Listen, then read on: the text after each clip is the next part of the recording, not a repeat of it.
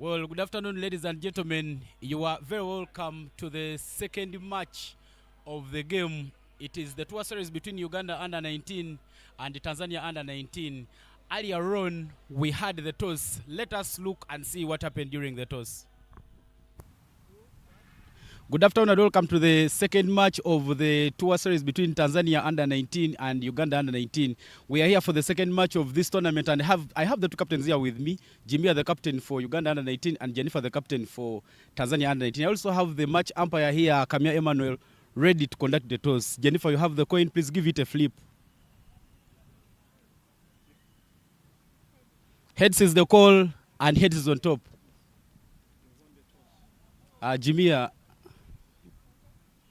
Jimmy, you've won the toss. What will you be doing first? I'm going to bat first. I would like to know why have you chosen to bat first? Because at least now the outfield is quick. And then in the morning, also I lost the toss, but then I wanted to bat. I wanted to field first because the outfield was damp. So I thought it would be a good chance for my batsmen to come and squeeze the opponents. But then she took the toss in the morning, and we still came back hard, and things went on well. So now in the afternoon, I've won the toss, and the toss has become on my side. So I'm very happy and delighted. Any changes in the team? Yeah, there are some changes in the team. Okay, thank you so much, Jimmy, and all the best. Jennifer, if you had won the toss, what were you going to do? Please come closer. What were you going to do if you had won the toss?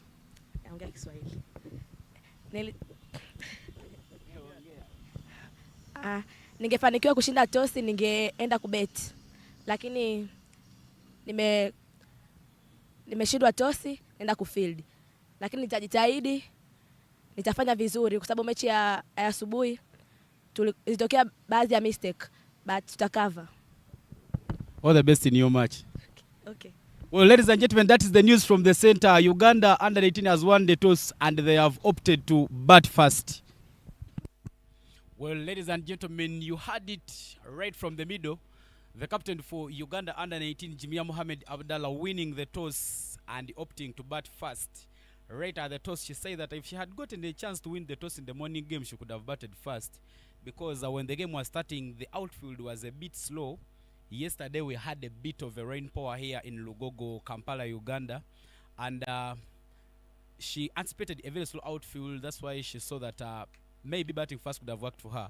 But this afternoon game has as well gone very, very well for her. The captain for Team Tanzania there, Gabriel Jennifer, losing out the toss. But she said that in the morning game, her decision of bowling first had worked very, very well for them.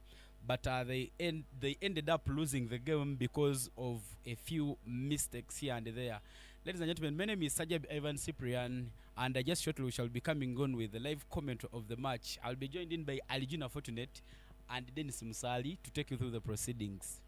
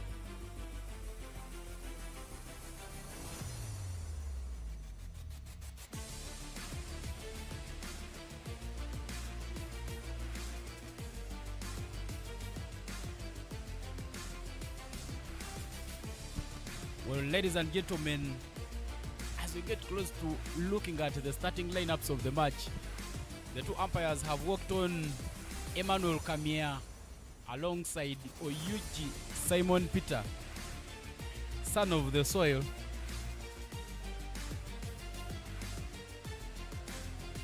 Uganda has won the toss and opted to bat first in this game. We'll be looking at putting on some runs on the board there to make sure that they pick up the second victory in this 5 T20 series tournament. A couple of fans have started flocking in, but fortunately you're very, very welcome back to the commentary box. Thank you very much, Mr. Sajabi. An exciting match we had in the morning. Looked like Tanzania was trying to drag it away from Uganda, but Uganda managed to fight back and got back into the game, picking up the first victory of the series. Sure, it was a competitive game. Seeing Tanzania lose by just 9 wickets, it was so close to winning, but Uganda kept their nerves, did everything right they did, and they managed to squeeze a win out of Tanzania. Hopefully we shall see another competitive game in the afternoon. Yeah, the turning moment of the morning match was the run out by Farida American Nyumbi, who was batting very, very well alongside the captain Jennifer Gabriel Kimaro. But unfortunately, she was run out by Marisa Ariokot and Patricia Timong Fiona. But that was the turning moment of the match.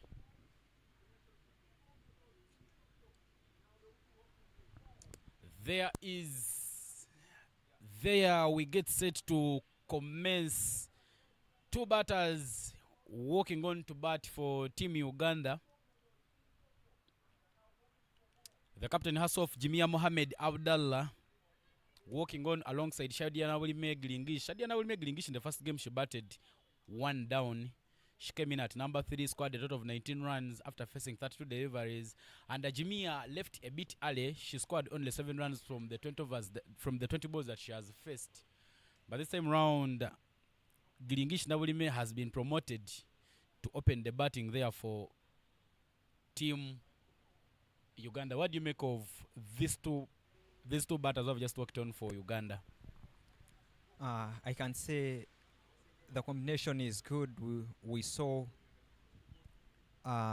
they put up a very good partnership with Giringish and Akrut, scoring a very crucial knock for Uganda that pushed them to 107.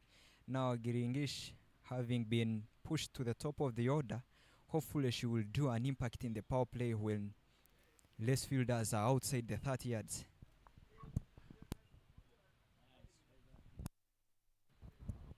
Starts it off with a dot ball against Joseph Kwele. In the first match, she bowled 4 overs, conceded 16 runs, didn't pick up a wicket, but looks like this is the match she was waiting for. What a delivery. The first one she opened up with a wide, but this same round she opened it up with a dot ball. Good energies there from Agnes Joseph Kwele. That's a very good sign to show that she's now into control, bringing another fielder on the offside, having a slip into action. Hopefully she will be bowling outside off, trying to get that outside nick and trapping her partner for a wicket. Another one bowling everything to the 4th stump is Agnes Joseph. What a player she's been so far for Team Tanzania. At the toss, the captain for Tanzania said regardless of the mistakes they made in the first game, they need to bounce back to winning ways because they are very, very optimistic of winning this ongoing 5-match series. Regarding the first innings, Uganda fell short on scoring runs from the off-spinners, rather the left-arm bowlers, and hopefully they will try to see that problem work out and try to take on the pace bowlers. This time gets to the bat of Jimia Mohamed Abdallah. Some bit of variation there. She comes in with a slow one and picks up the 3rd dot in the innings. Very good lane that she's bowling at, trying to bowl and hitting the good length region, bowling outside off, trying to ask the batter to come forward and punch the ball.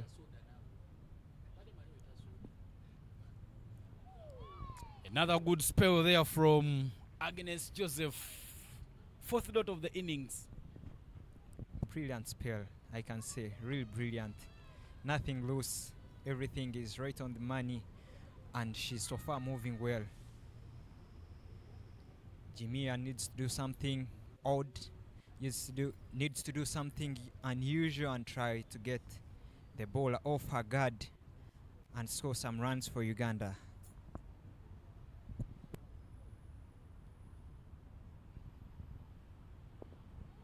And yes, again, 5th dot ball in the innings. What a start there from Agnes Joseph.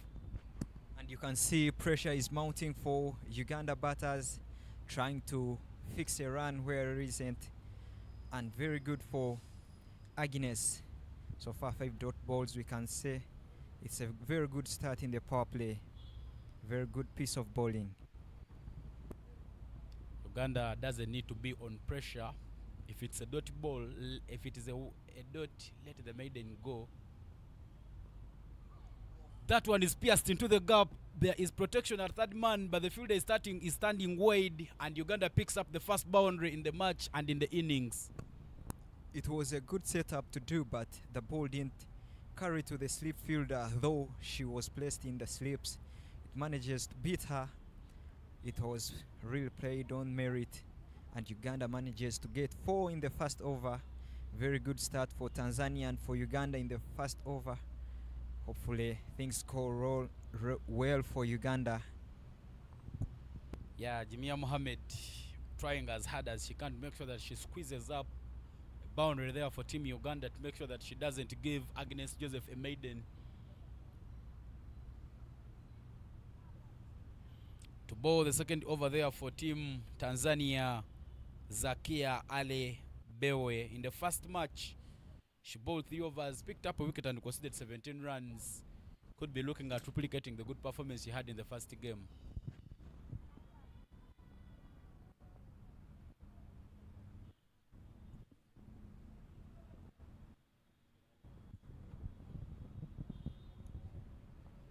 Slow delivery there right away and the dot ball. What a way to start the over.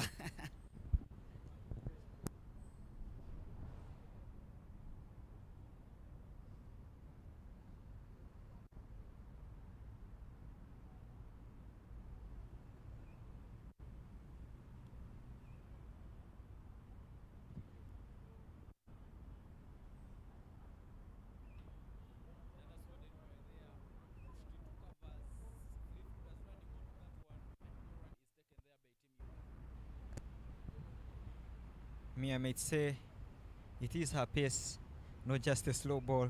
Maybe it is her pace, but what I'm impressed with is the lane she's bowling at. Wicket to wicket, you do any mistake and you're gone.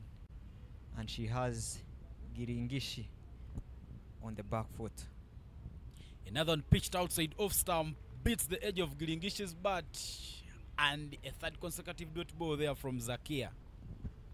So far, Tanzania is moving on well, with very few runs scored off the bat and with very few extras, as it was in the first innings, rather first game or in the morning. And now they are doing things right. They are having everything done right. Another slow delivery. This time there is some power off the blade of Shadia Nabulime. Looks like the fielder at point is injured as she managed to stop that one. But Uganda scampers very quickly there for a single. That was a very beautiful shot, executed, ball pitching outside off and smashed into the point region. But the point fielder was so electric and managed to stop the ball for 1. Very good piece of fielding in the point region. We used to call that body and soul back in schools cricket. Another slow delivery, but that's pierced into the gap at third man, and Uganda gets a second boundary. Jimia Mohammed playing with some good precision as she pushes the score to 9 for none. I think the fielding captain has to do something with the field settings. There have been already so far 2 boundaries from the third man region. Because she's stationed at a wider region, she has to move closer to the screen such that she cuts off that extra run and stop the boundary.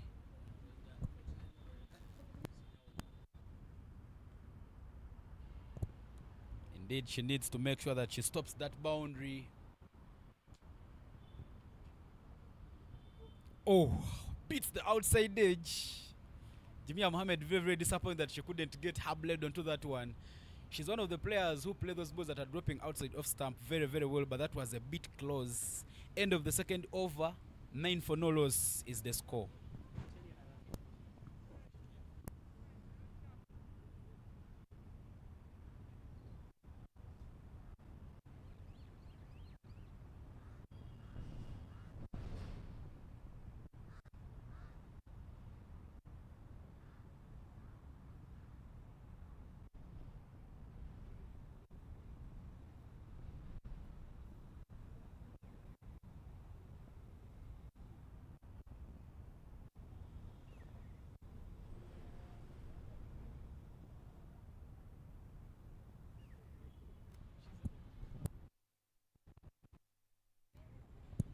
We're into the third over of the innings. Agnes Joseph Kwere there to continue the proceedings for Tanzania under 19. The first over went for only 4 runs and she didn't pick up a wicket. Right now she comes back into the attack there for Team Tanzania. On to the fourth stump. Dot ball again. Something to note with the Ugandan batters is that they tend to stick on their leg stump and don't reach for the balls that are balled outside of or the fourth stump. So it's a bit tricky for them to reach for the ball, and as a result they get nicks outside edge, and that's something to work on. And yes, again, that is a very challenging line for the batters, and Agnes Joseph Kwele, a lot of precision as she manages to make sure that she keeps it at that. In the first match that we had this morning, by the time we reached the third over, about 4 extras had been bowled. But looks like the coach for Tanzania under 19, Aruni Adav, has done some homework, revised up his bowling, and so far we are into the third over. No extra has been given to Uganda. Clinical start there from Team Tanzania.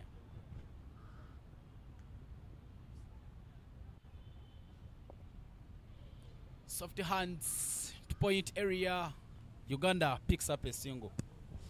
Very well played by Girishinyi.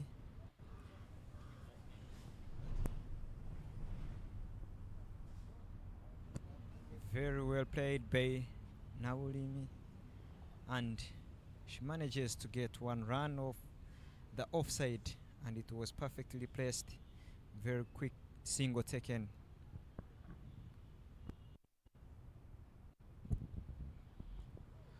Misses the blade of Jamia Mohammed, and another dot ball there from Agnes Joseph Kwele. What a bowler she's been. 5 runs so far in 1.4 deliveries. Brilliant, brilliant. Something that Agnes has done is to keep hitting the good lane, and she hasn't troubled herself doing so many things outside her repertoire. Very well bowled. Oh, that was really close, really close. Had there been the first slip in action, that would have been a chance. But the keeper tries to go for a dive, but she doesn't get her glove onto the ball, and it races for 1. Lucky enough, there was a fielder at third man. Very well bowled and very well fielded. That was a catch. That was a chance taken. Rather, that was a chance to take, but didn't go their way.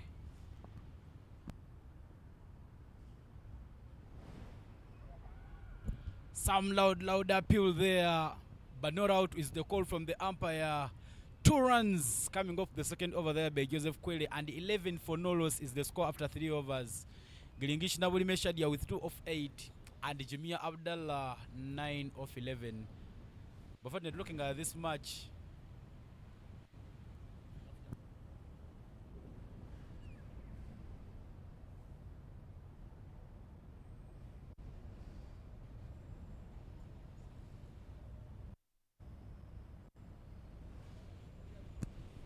It's a good score so far, 11 runs for no loss after 3 overs. Tanzania seem to be in a very good position during the power play, and you managed to squeeze your opponents for 11 runs after 3 overs. So that's a very good score in the power play for the fielding side.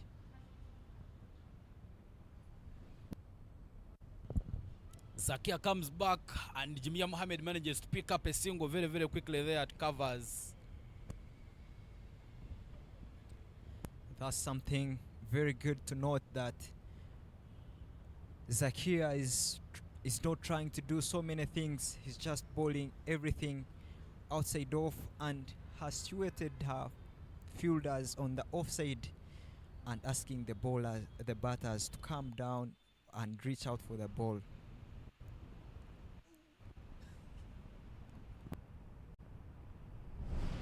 Same thing, she doesn't bowl any loose ball. She keeps right in the money and manages to get dot ball. The problem was the problem with Giringishi was that she tries to play that ball so hard, yet she would have gone soft on the ball and placed it to the third man region, but manages to get a 0 run.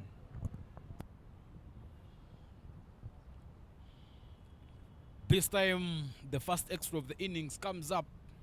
Zakia Ali trying to bowl one to the pads and just goes down the leg. Wide is the call from the umpire. Uganda picks up the first extra in the innings. That's something peculiar with Zakia, because we haven't seen her bowl down the leg of late, but it has come, and she needs to figure out what to do and come back to the right track that she was bowling at. Some power there from Shadia Nabulime, a bit sloppy in the fielding. Uganda would love to. The running is very quick, and yes, both the batters are home, safe and sound. Something good to note with Giringishi's bat is that anything pitched up, she will go hard on it and try to get as more runs as she can. So it does with the last ball. It was pitched up and goes hard with the poor fielding, and she manages to get 2 and go back to the strike. Some power, but looks like she was closing her bat and didn't manage to pick up a single.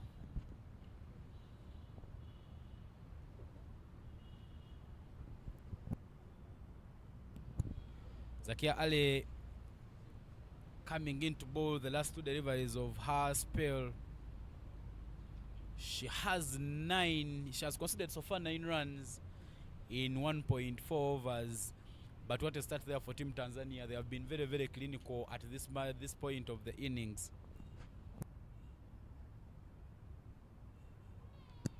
That beats the edge of Shadia's bat.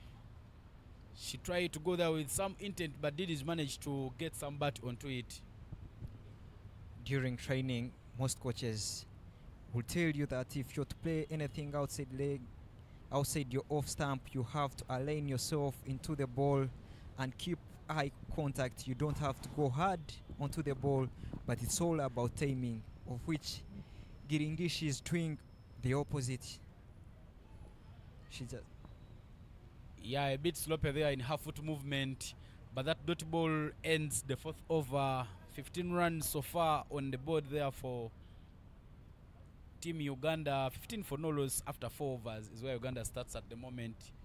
What a start there for Team Tanzania. Ugandans have managed to keep their wicket column for no loss. Hopefully they will up their scores in the later game, in the later overs. But as for now, the Tanzania side is executing their KPIs very well and trying to limit Ugandans in the power play, which is a very good spare.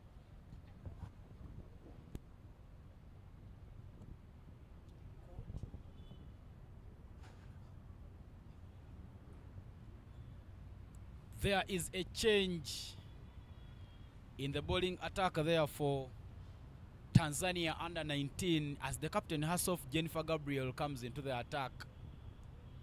So far, the Tanzanian bowlers are doing everything right, bowling outside off.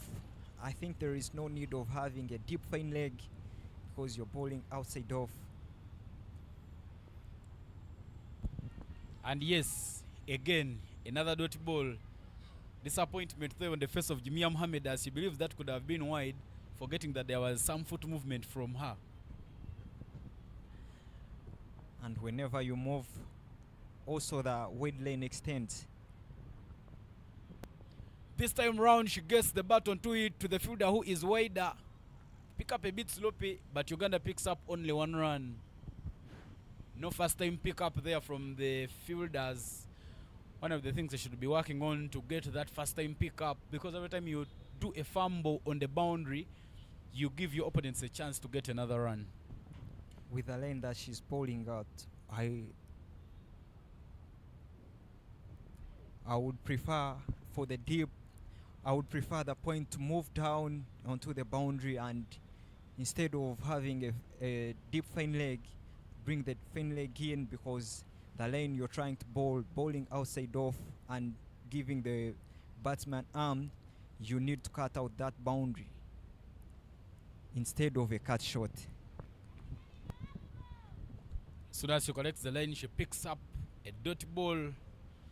Jennifer Gabriel going through her over very, very quickly. She's so far going for only 1 run, remaining with only 1 Lego delivery to complete the over. Brilliant start there from the captain. Slow ball onto the blade of Shadia Nabulime, but she doesn't find the gap.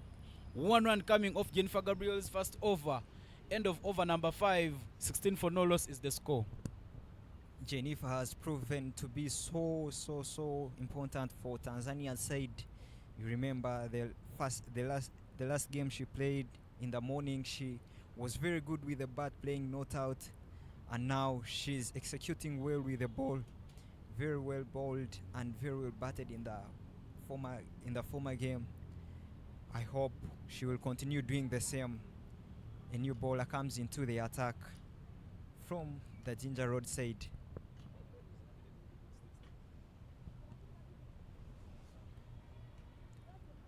Uganda is 16 for no loss after 5 overs. Last over of power play.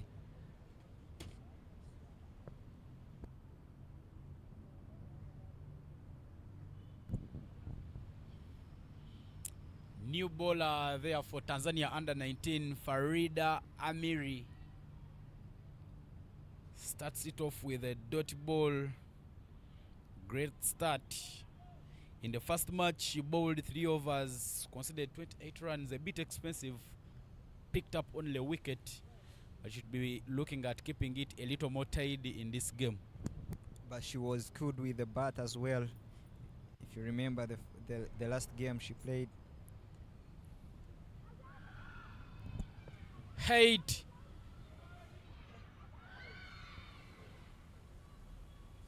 There was some chance there for a run out. Jimia Mohammed, after the appeal of LBW, she kept on shaping outside her crease. But a loud noise from the dugout helped her to get back to her ground. But that was very, very close. That has been a bizarre situation. I last saw that scenario in the game she played. Height. Chris forgets to turn back, and there would have been a wicket if she had not reached back for her crease.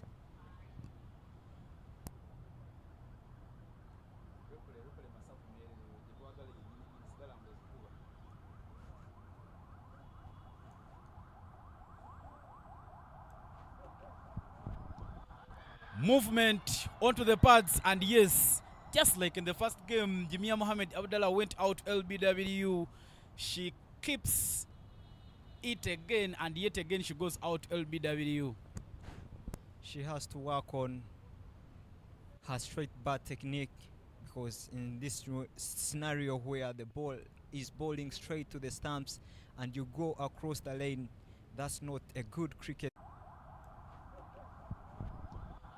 Movement onto the pads, and yes, just like in the first game, Jimia Mohamed Abdallah. At that replay, that was the chance for a run out, but she came back quick.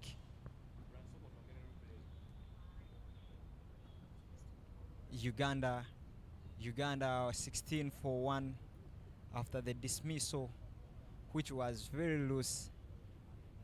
The batter going across the lane and getting bowled. She would have maybe kept her nerves and waited for a bad ball. That was a very bad decision to take at the moment.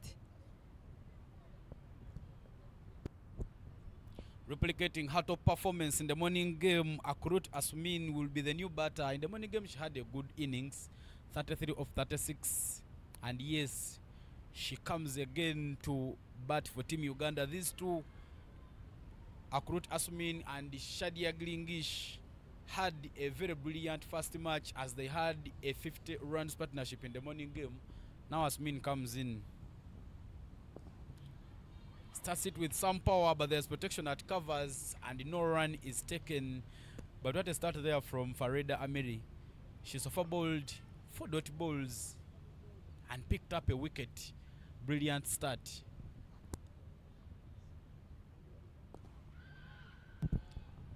Beats the fielders inside the circle. Come on is the call, but that will rest to the boundary. What a way to get off the mark there from Akurut Asmin as she picks up a boundary for Team Uganda. I love her offensive way of play. First ball, she goes for a bold off drive, but it is stopped in the covers. The following ball, she goes over the inner circle and she gets a 4. That.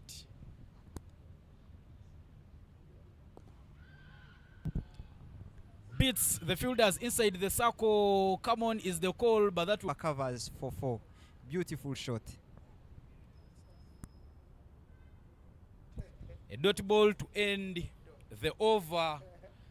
A dot ball to end the first power play of the match. 20-1 is the score after 6 overs. But ladies and gentlemen, there is a change in the commentary box as Aligina Fortune takes a break, and I'm hereby joined in by Lennon Kangume. Lennon, you're welcome to the commentary box. Thank you, Ivan. Good game we have here. Second game of the day, wherever you're viewing, especially in Tanzania, Uganda.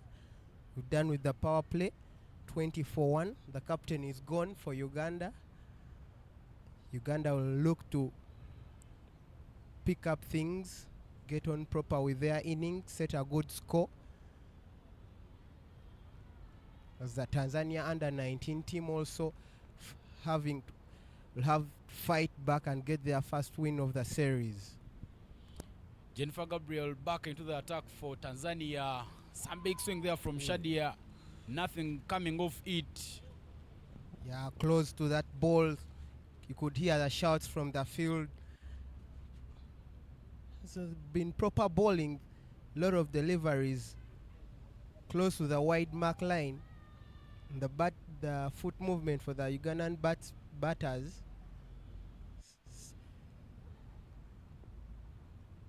Yeah, wanted to cut that one, but got the bottom edge of the bat, went down to the third man field.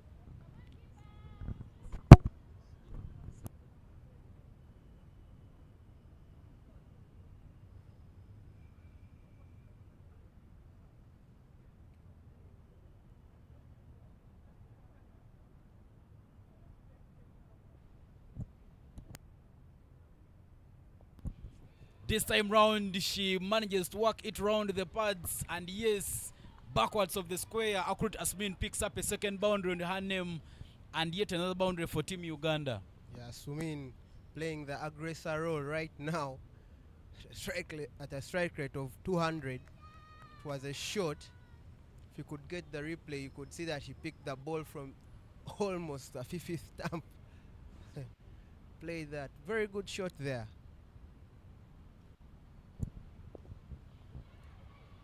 Work towards mid-wicket, but there is protection.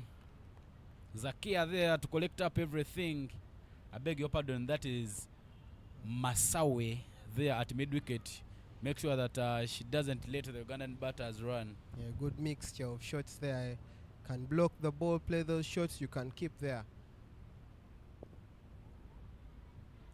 Fine shot. Cover drive finds a cover fielder. Will take no run there. See that Sumin is the aggressive. I think the coaches decided to bring him up the order. Another play there from Asmin. The stop was very good, but Uganda manages to steal a run very, very quickly. End of over number 7, 26 for 1 is the score. Asmin accrued there with a brisk 9 of 7 and Gilingish now will make 5 of 18. Yeah, Balloon, as we are still talking about Asmin's aggressiveness, I think having two batters, Shadia Nawilme, who is batting a bit slow with 5 of 18, you would need Asmin as an aggressor. What do you make of that? I think it was right from the dugout. I think the coaches were with her. Go there, make the scoreboard tick. Go for that. Don't get the dot balls coming to us. To take off the pressure from the Ugandan team. Right now, the Tanzanians probably would be happy because 7 overs, 26 runs. Seems that the pressure is on the Ugandan. But I think Asumin is taking the ship in the right direction, getting those dot balls and boundaries. Amiri comes back into the attack, finds the aggressive Asumin on strike, who manages to send that to the onside to pick another single there for Team Uganda. Yes, unlikely of Farida compared to the first over. That was a short ball delivery. Was unlucky that he pulled it into the fielder in that deep square. Any day, anytime, that could have been a boundary. Some width onto that one, but Nabulime doesn't manage to get it onto her bat. Yeah, I think Nabulime, the problem, as earlier stated, her opening partner, the captain for Uganda, the feet movement, the batting in the leg stump, they are not trying to get that ball wide of the wide mark. So I think it's something they should work on, that technique, to get more runs, batting away from the ball. How can we make sure you can get runs and the ball is bowled that wide from you?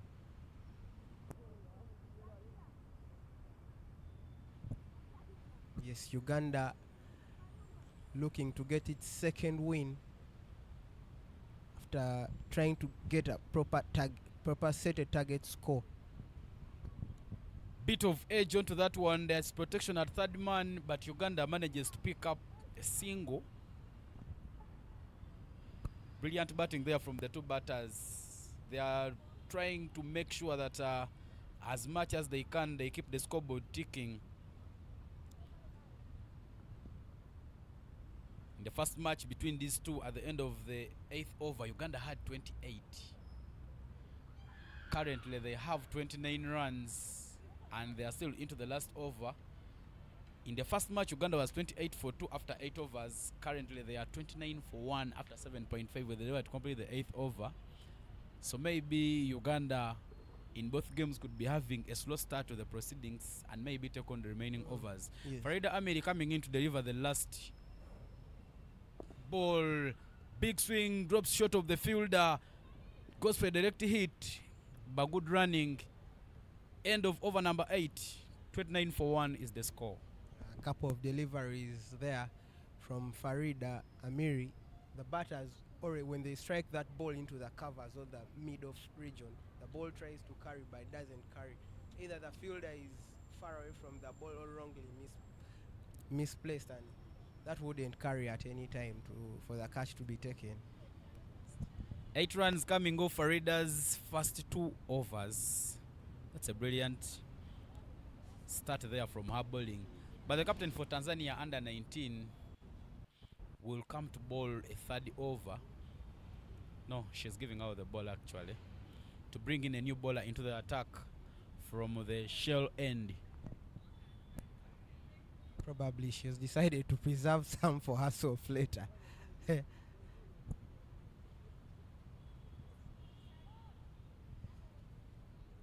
12 overs to go in the innings. Uganda currently at 30 for 1.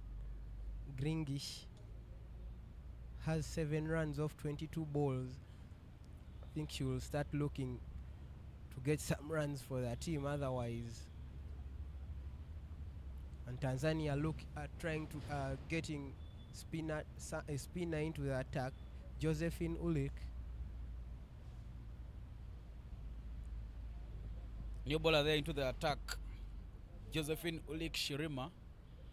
In the first match, she had an economy of 3.75, bowling 4 overs and conceding 15 runs. She's yet to pick up a wicket in this tournament, but she bowls some good left-arm orthodox. Now she comes in to hunt yet for a wicket for Team Tanzania.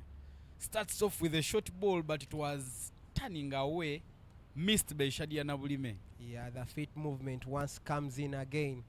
The batter is playing far away from the body, and now the ball is turning away from her. Some bat onto that one. Field that covers not managing to stop it. Uganda picks up a single. Yeah, there was no space behind that ball. I think the batter got onto the bat foot and played it there where the gap where exactly where she wanted it. Assuming the danger batter, strike looking to go aggressive.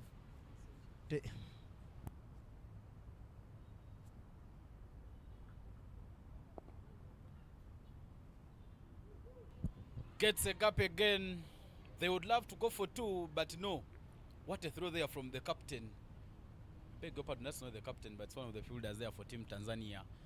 Throws it from cow corner area to make sure that a no run is taken.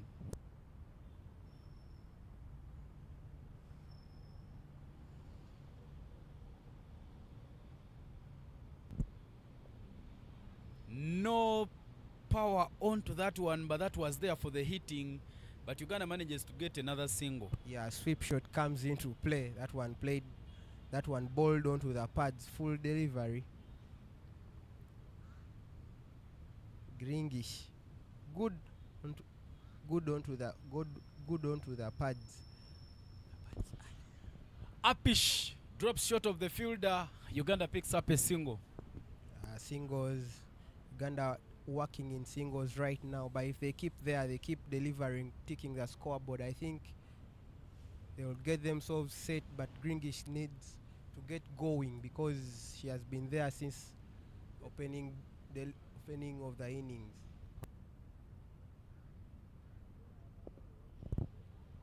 To mid wicket again, no run is taken. That puts the end to the 9th over. Only 4 runs coming off that over there. The first over there from Josephine. 34 for no loss is the score after 9 overs. Ladies and gentlemen, from where you're watching in, it is Tanzania under 19 up against Uganda under 19.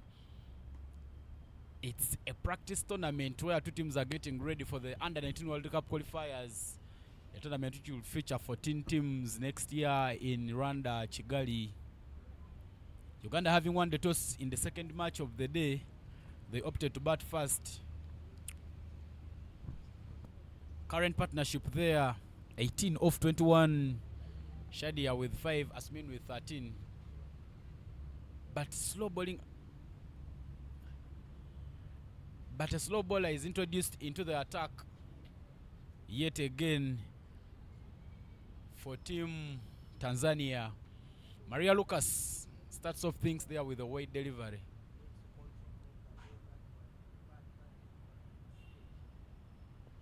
Down to one knee, walks it towards the fine leg area, but there's protection. And yes, only 1 run is taken there. Not enough power coming from Asmina Kuruti's shot.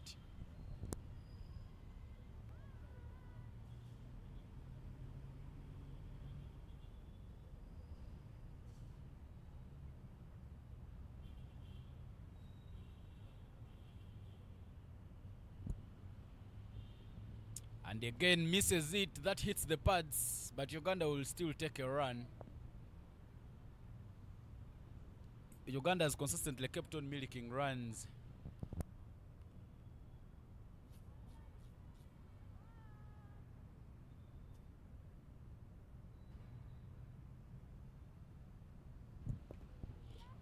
Upish, but in the gap. Shadia Nolimoka ball watching. Yeah, that carried for some time.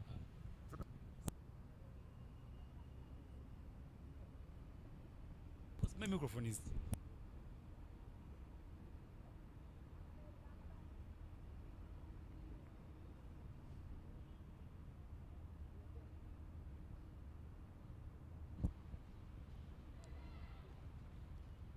Misses it. Some loud appeal, but height could be the issue of concern at this moment. Maria Lucas, 3 deliveries. I beg your pardon, 4 legal deliveries so far, with only 3 runs coming off that over. Another left-arm option in the Tanzanian team. Big swing there.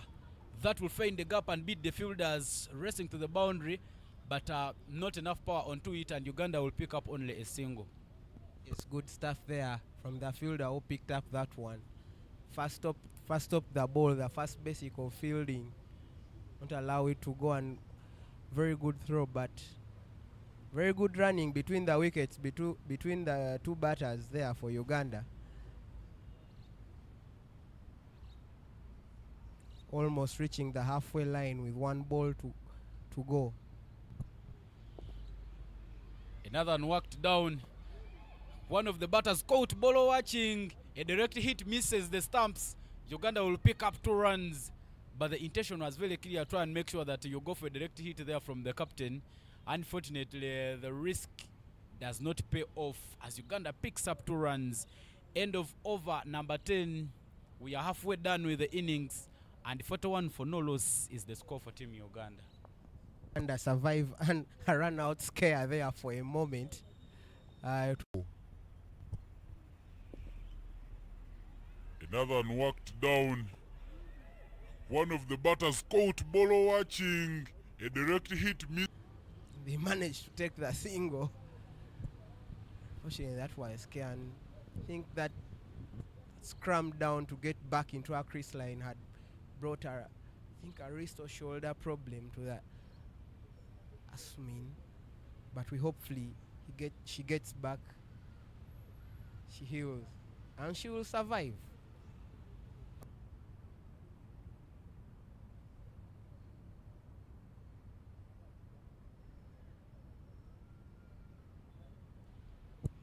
Medical break.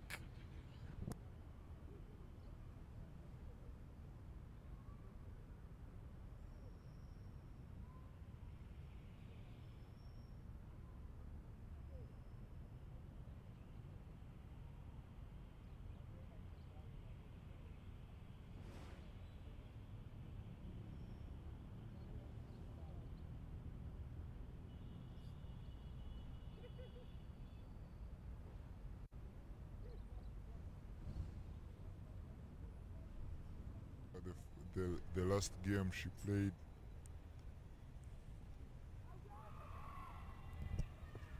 Hate.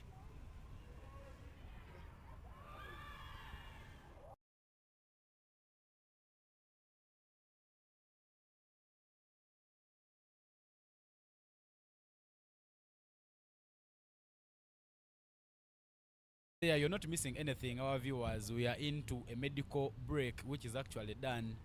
The girls there for Coach Arunia Dav running into their coach and picking some wisdom, drinking from the cup of knowledge to make sure that they get back to continue the proceedings. It is Uganda under 19 up against Tanzania under 19.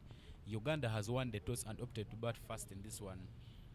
The captain for Uganda, Jimia Mohamed Abdallah, said they would love to replicate the performance they had in the morning game where they beat up on Tanzania under 19 by 9 wickets. I beg your pardon, by 9 runs.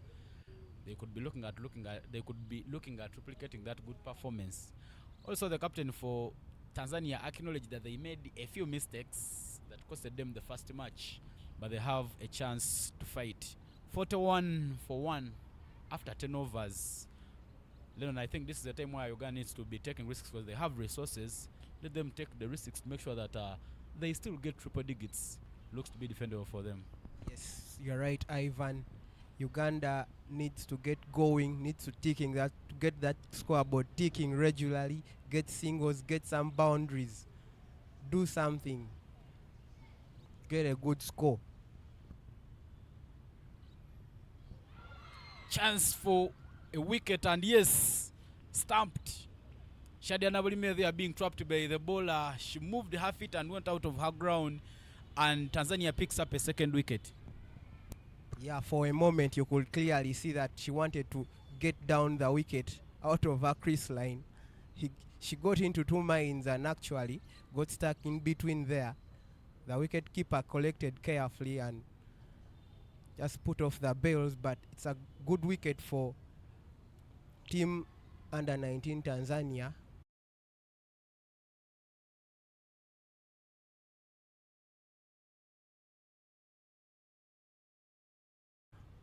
Yeah, the score is 41 for 2 right now after 10.1 overs. Brilliant stuff there from Team Tanzania, making sure that they push Uganda towards the back foot. But the new bat was just walked in for Team Uganda, Marisa Ariokot. In the morning game, she did not last so long on the wicket. She faced 4 delivers and scored only 3 runs before she was swapped LBW. But now here is yet another chance for her to make sure that she gets some more runs for Team Uganda. Known for such situations, getting runs where the top order batsmen fail, she can be put up the order.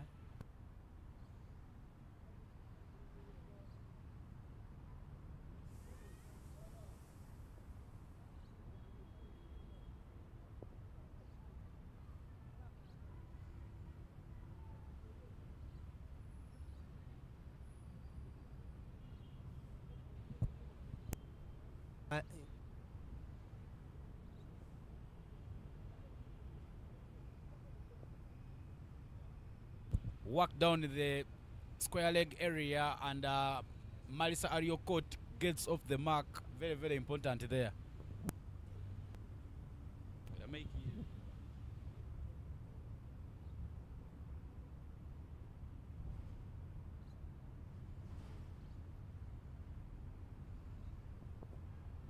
Pierced into the gap at covers, and Uganda picks up another single. What I've liked about the partnerships of Uganda, even though they are not going for the big hits, but they have kept milking those runs. Good rotation of strike there from Asumin Akurut and Marisa Ariokot. Talking about that, but you also have to give credit to the lines that Tanzanian bowlers have really bowled today.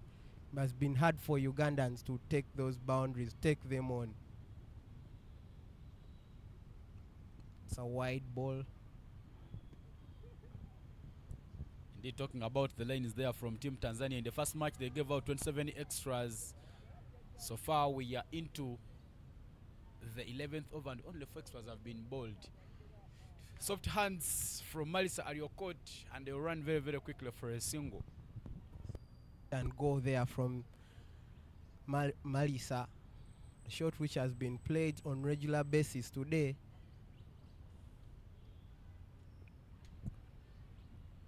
Marisa and Akuruta teammates in Olida Cricket Club. They are also schoolmates. They both study from Olida High School back in the heart of Soroti City. By end of the 11th over, 45 for 2 is the current score there for Team Uganda.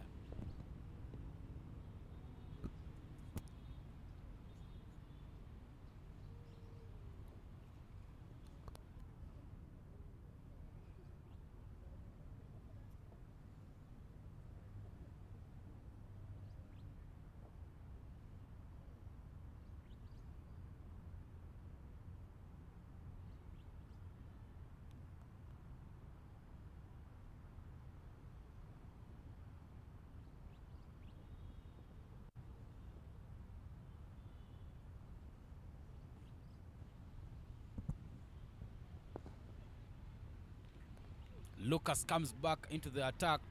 In her first over, she went for only 6 runs. This time around, she started her second one with a dirty ball. Soft hands again there from Marisa Ariokot as they run quickly for a single. Chance for a run out. But a not out is the call there from the umpire. A very good line there from Maria Lucas, forcing the batsman to just tickle it down there to short third. The under 19 Tanzanian bowlers have been on point today. No freebies, you have to work for it. But earlier was, as I was saying, Malisa known for these situations.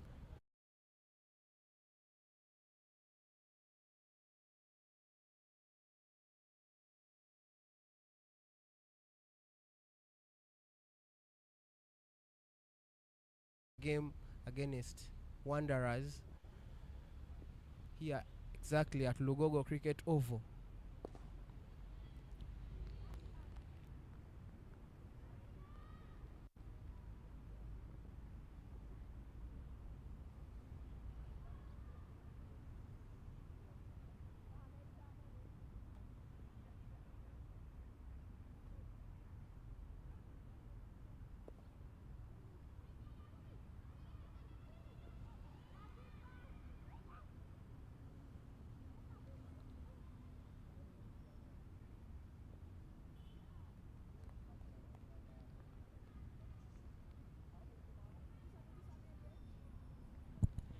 Couple of fans there at Lugogo Cricket Oval.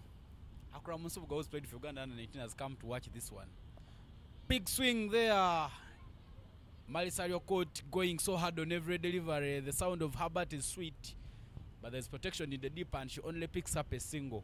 Yes, playing it late there, getting that gap between between the extra cover and the point fielder.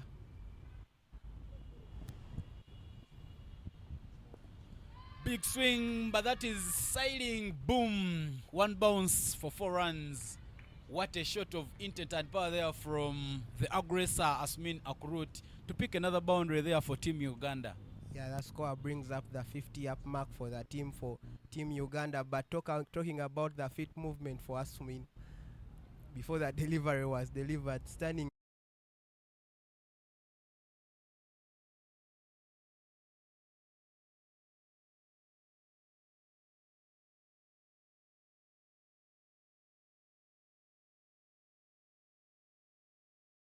Pick up shot there to end the 12th over, and 52 for a loss of 2 is where Uganda stands at the moment. Sherima will continue the bowling there for Team Tanzania from the shell end. Soft hands, but this time round they don't take the run. Malisario Court known for her aggression. I don't know why she's going for the soft options. Maybe it works for her in the situation, but I believe at this moment of the game she could be looking for the big hits to get some runs for Uganda. Dropped short, down to one knee, but not enough bat onto that one, and she manages to pick up a single for Team Uganda. Yes, a premeditated shot, and I don't know why the Ugandan batters are failing to work with the speed of the ball. They always try to get to the ball faster than it comes to the bat. They have to work on that. Another power hitting there from Asmin Akrut, but there is protection. She didn't find the gap well and picks up only a single run. It's good work there in the field there to prevent that second run to be taken. The scoreboard has started flowing on a consistent basis.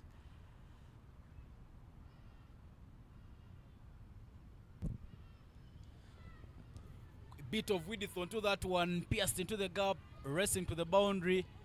Slow, but what a pick up there as Uganda manages to pick up only 2 runs. Yeah, good fielding down there on the ropes, but that ball hit the edge of the Malisa's bat, who wanted to just place it there.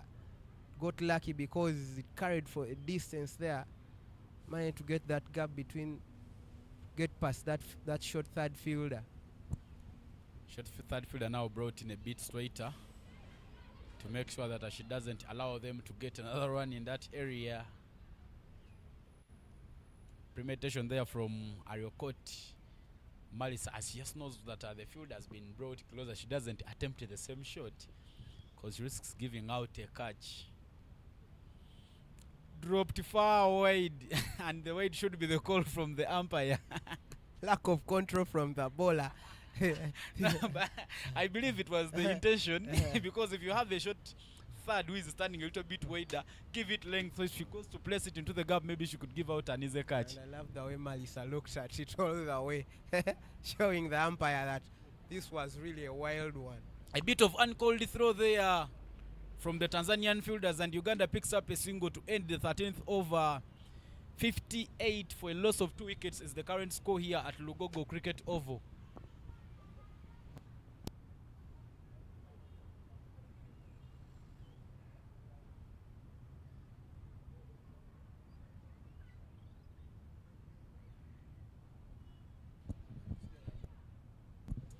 After 13 overs, there is a change in the commentary box as Kangume Lennon is replaced by Alijuna Fortunate.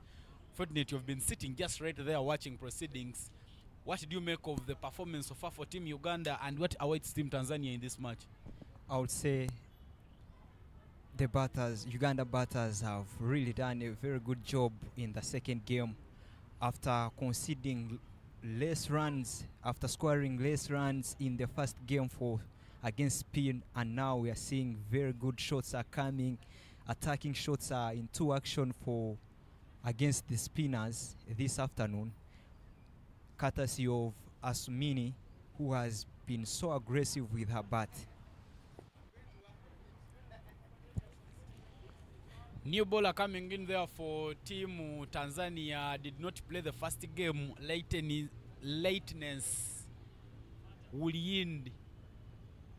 Lightness. A bit of flight, but full onto the bat there of Marisa Ariokot. Chance there is protection there, but that is missed by the fielder, and it will rest the boundary for 4 runs. It was a powerful shot played on merit. Loose ball bowled full to the batter, and she manages to hit it to the deep square region. With its pace, it beats the fielder, though she tried to give her efforts all in vain for 4. Very good shot played. And yes, again, placed into the gap. The running very, very quick. They will go back very, very quickly to pick up a second one. Brilliant stuff there from the 2 batters. They get some applause from the pavilion where some fans have come around to watch the game. This afternoon game, we have seen aggression in the style, in the kind of play that the Ugandans have come with. We have seen a couple of sweep shots which have been played on merit. You see there is no short fin leg, and they've played so many sweep shots in that region. I think it's something that the bowler and the captain have to work on. This time she gets it onto good length and manages to pick up a dot ball. One of the things that Alertness needed is to make sure that she pitches up that ball, because she's getting some bit of turn from the surface.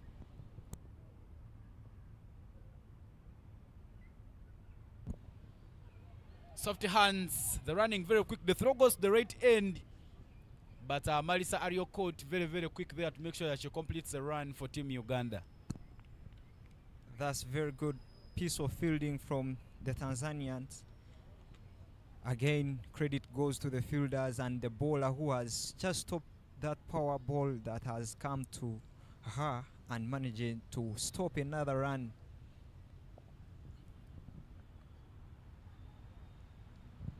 Dot ball to end the 14th over.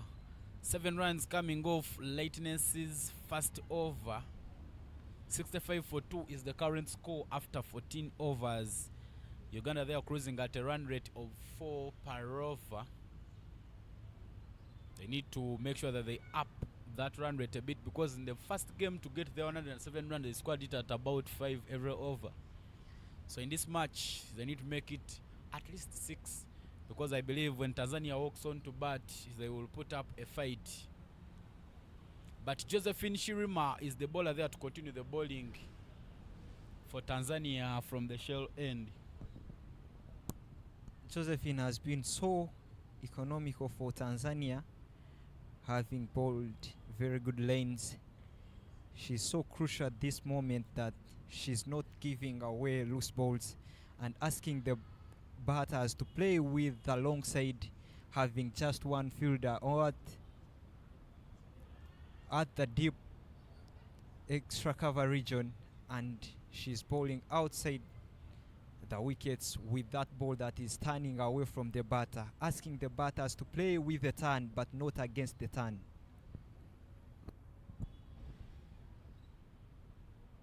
And yes, again, just as soon as you talk about the turn, she manages to turn that one away from the batter. Melissa Riokot not fishing at it. Josephine Shirimas far brilliantly well. She's bowled 3.1 overs and conceded only 14 runs. Picked up 1 out of the 2 wickets that Tanzania has at the moment. Some hesitation of short selection there from Ariokoti Marisa. She didn't know whether to go hard or not to go hard, and she ended up blocking it. The problem with the Ugandan batters have failed to pick up the lane of the ball. The ball's being tossed up in the air, trying to use their feet. Lucky enough, it has been done by Asumini, who has managed to get a 4 down the track, and she punches it 4-4. Poor fielding from the mid-on region by. Yeah, Marisa Riokot with her power manages to pick up a boundary there for Team Uganda, courtesy of a misfield. Josephine Ulik there going through her last over. Dropped very, very short, and that gets the blade of Marisa Ariokot. Back boundaries there for Team Uganda. Very good shot played there.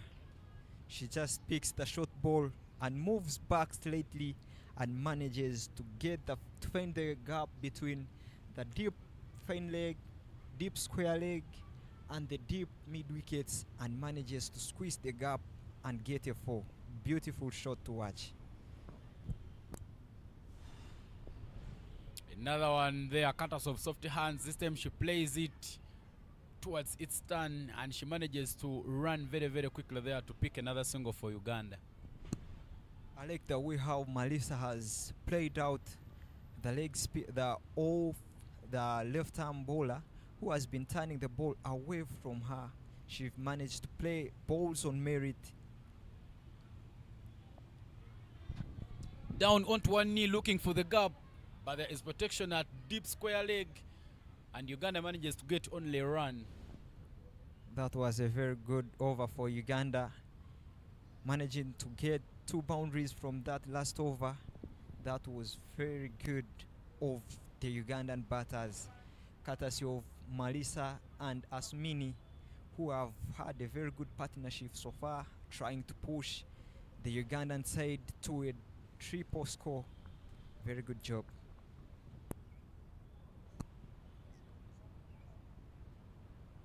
Very well done. At the moment, I welcome Mr. Dennis Musali into the commentary box. He has been watching the game from outside. I hope she has noticed so many things that he will bring onto the deck. Thank you very much, Fortunate. The game now, clearly, Uganda need to make a charge for it. 75 for 2 after 15 overs. They have 8 wickets in hand.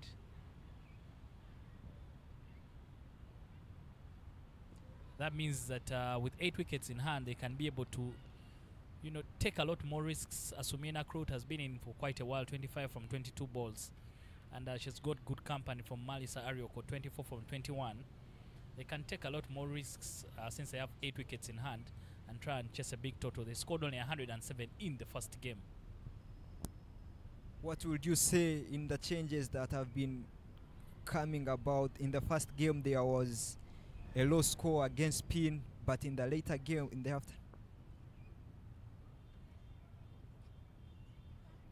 the afternoon game, we've seen spinners have been so costly in their bowling. So what do you say? What could have come into action? Yeah, I'm very, very surprised, fortunate that in the afternoon, the spinners are the ones who have gone for runs. They were very mean with the ball in the first game. Tries to go for a big swing. Asumina Kroot finds a fielder. Just keep it to a single. Good stuff there from the boundary rider. But like you mentioned, fortunate, the spinners were very mean in the first game. But unfortunately, in the second game, I thought they would have the bigger influence. But Uganda, maybe in their halftime, in their innings break, they were able to find a way of ensuring that they deal with the spinners.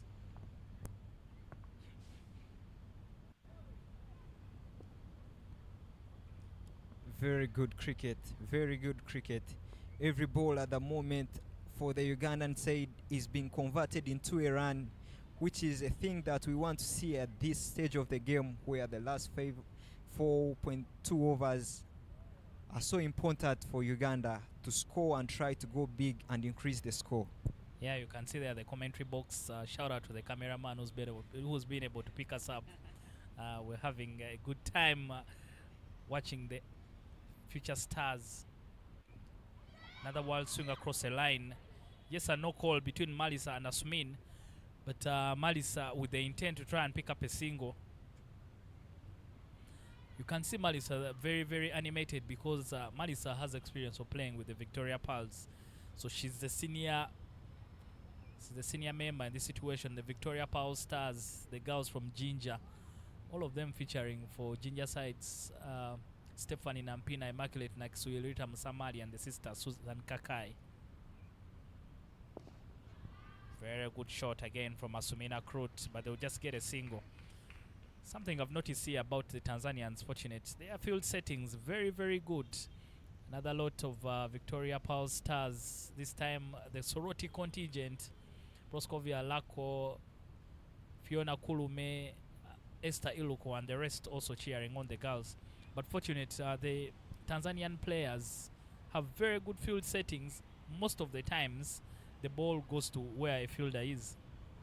Their fielding has really been nice, leave alone setting the fields, but even the backup, the calls that they make.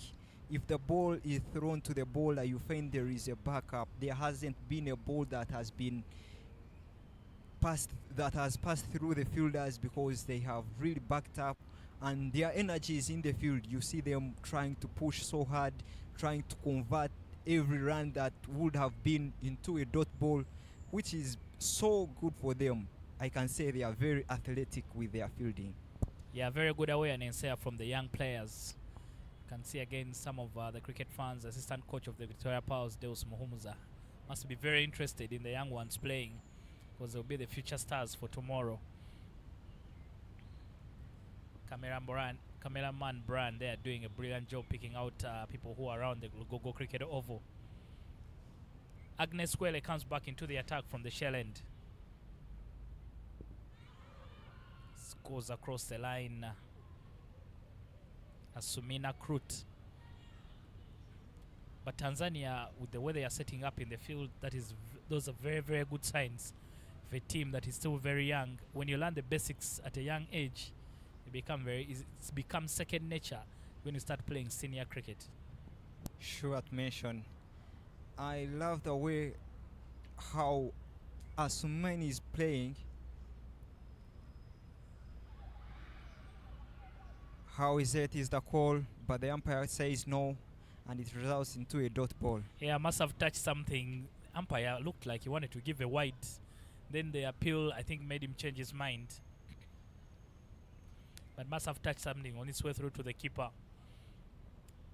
What does Uganda need to do to get at least 100 runs from here on?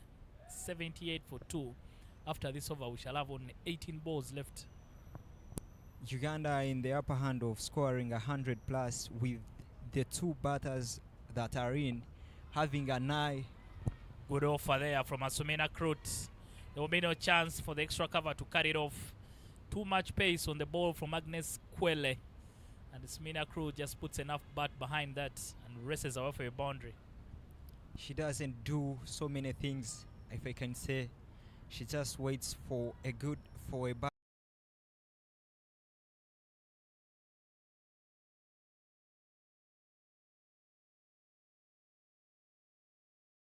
With the way Agnes Gwele, I'm hoping that if she could only be able to bowl wicket to wicket, she will be a dangerous bowler.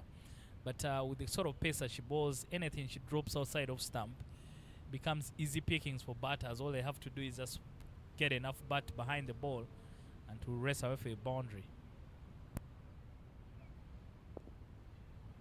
That's a sort of line she needs to be focusing on much better there. Try and challenge the batters. But when you bowl outside off stump, the first basic there they will teach is that that ball never gets out anyone. So it becomes easy for the batters to try and pick it up on. If you don't have a slip, then it will race away for a boundary if it gets a thick outside edge. Asmini is so composed that even the pitched up balls are so easy for her to play, playing the off drives, the on drives. Very good player. Commentators curse, but well fielded by the fielder. A third man, she keeps it to just the 1 run. Very good intent shown by Asumini. She's going hard after the ball in the last 4 overs. In the last 3.1 overs that we have, that Uganda has to play, she's showing her intent and she's really playing good. Uganda is 83 for 2 after 16.5.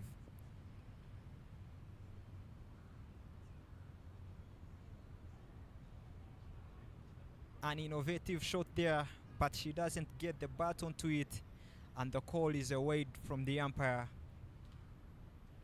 That was a loose ball with no protection at the fine leg, and Agnes tries to bowl down the leg. That would have resulted into a very bad result, but it doesn't get into the batter's way. Yeah, very good form shown by Asumina Krut. In the morning she got the runs, and even this afternoon.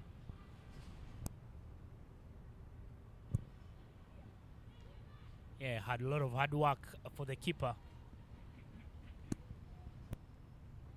Yeah, but Asumina in the morning she got runs. This afternoon she's been able to follow up with more runs, and also at a very good strike rate. She's 32 from 32, 100% strike rate for her. That shows the class and kind of player Asumini is, to be consistent, to score good runs in and out. That's so good of her.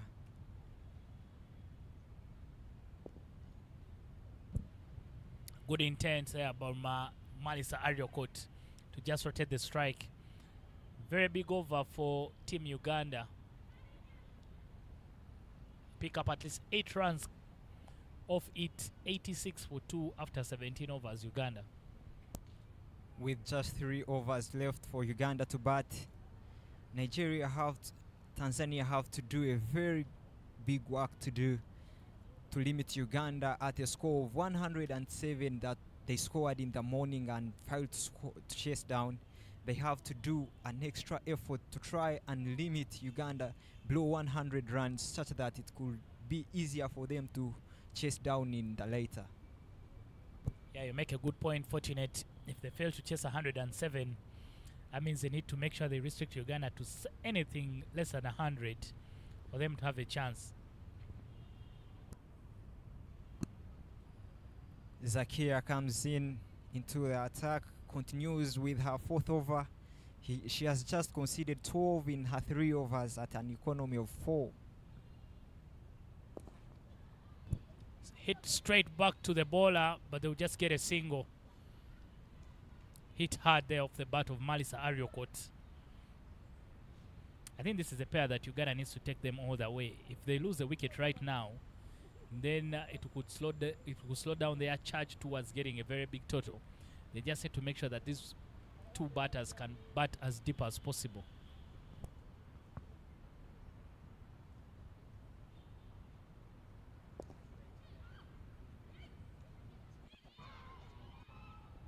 Yeah, that was too close. Very, very too close. There was a chance for a catch, but dropped on a return shot from Asumini.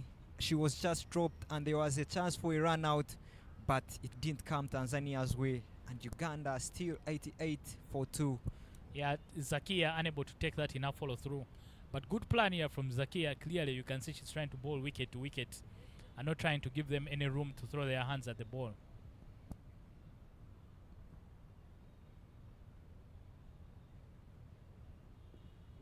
A swing and a miss from Malisa. Right there in the block hole. bad enough for Zakia. If she's to bowl wicket to wicket, she needs to bring the long off into play such that to protect in case of any straight shot played onto the boundary to be protected from going for 4.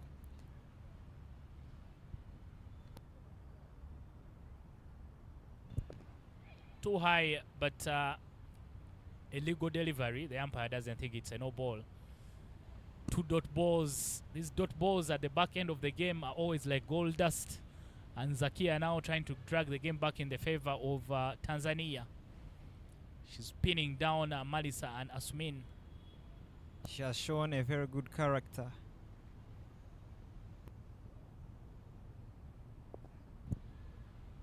No intent whatsoever from the fielder in cover. It looked like she wanted to take a catch, but just hung out her hand casually. Again, not good connection for Malisa, struggling to find her hitting range against Zakia. Zakia doesn't give her room to extend her arms, and she tries to come down the track to manipulate the field, but just gets one.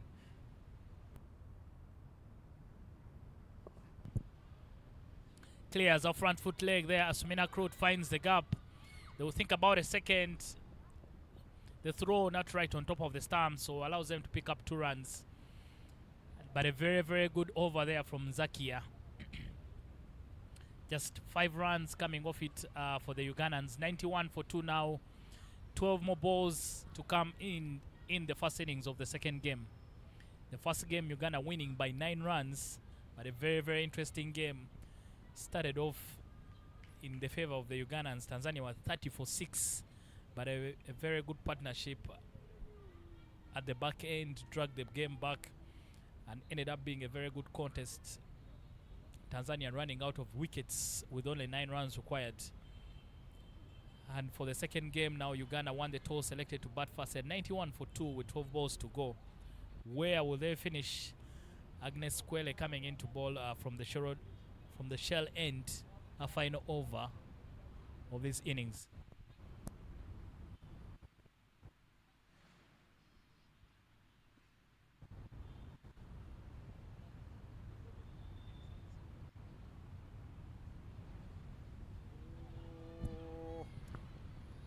Comes into the attack and immediately breaks the partnership.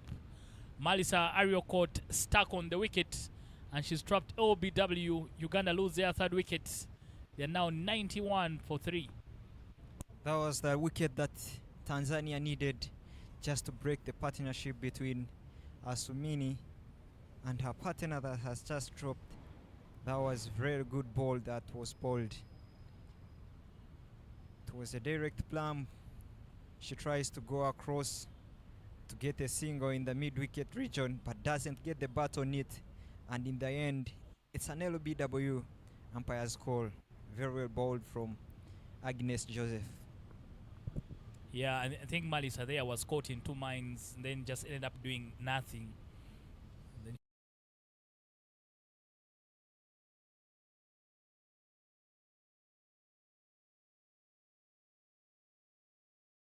the ball strikes her pads. Mentioned that Agnes Kweli very dangerous if she's able to bowl wicket to wicket because she has some tidy pace, and at this level that pace can create a little bit of fear in batters. Hope Mbeiza is the new batter for Uganda.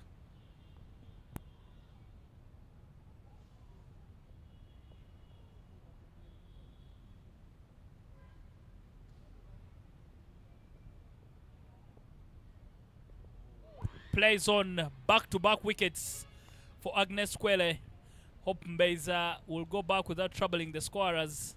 Fortunate, that's most times the problem of a partnership that is broken and has been going on for a very long time. Once one of the partners goes out, the rebuild takes some time, and this time Uganda loses back-to-back wickets. Agnes Kwele will be on a hat-trick ball. Sure, that's something that needs to be thought as a batter when you're coming in, that I'm going into a game where the bowler is on a hat-trick and the partnership has just been broken. When you are still outside, you are thinking of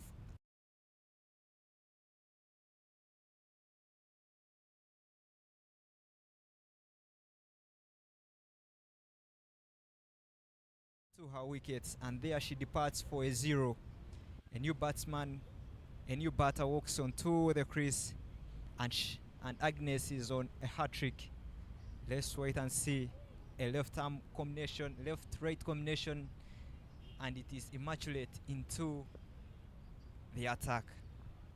Yeah, the new batter, Immaculate Nandera. It's a hope Mbeza there. I think she didn't pick up the length very well.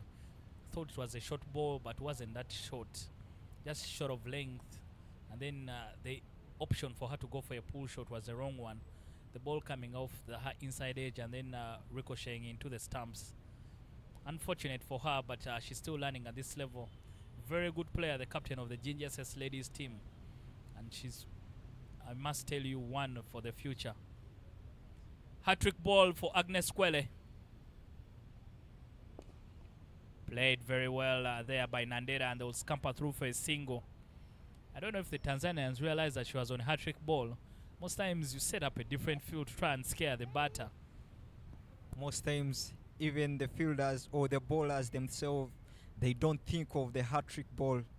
They just think things are on things are on their way, and they try to do everything right. At the moment, it was clearly played by Nandera, a non-drive from the left-hander. Cross goes across the line again, but a very good length there from Agnes Kwele. She needs to stick with that line, wicket to wicket, with that sort of pace. It will be difficult for anyone to put her away because you can't get under the ball and try and slog it. The best you can do is try and keep it out and then maybe work the good ball around in front of you to try and pick up a single. At the moment, for the last over, it went for 5 runs. Now it is just 1 run in the last 4 deliveries, and Tanzania at the moment, they are in the lead in these last overs. When an over goes for less than 10 runs, it is very good for the fielding side, and Tanzania are right on the money.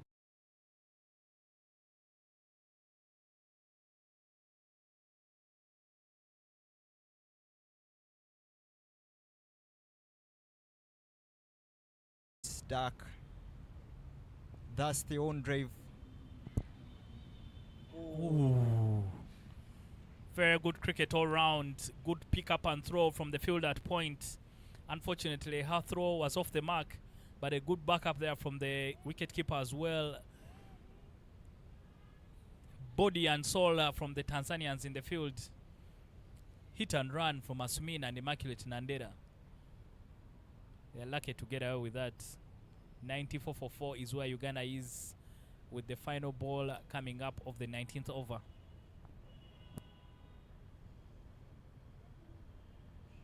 Swing and a miss, and what a way to finish a very, very good over for the Tanzanians. Only 3 runs picked up by the Ugandans, but also they lost 2 wickets, and a very big wicket of Malisa Ariokot, who was one of the set batters for Uganda. 94 for 4 after 19. The final 6 balls are coming up.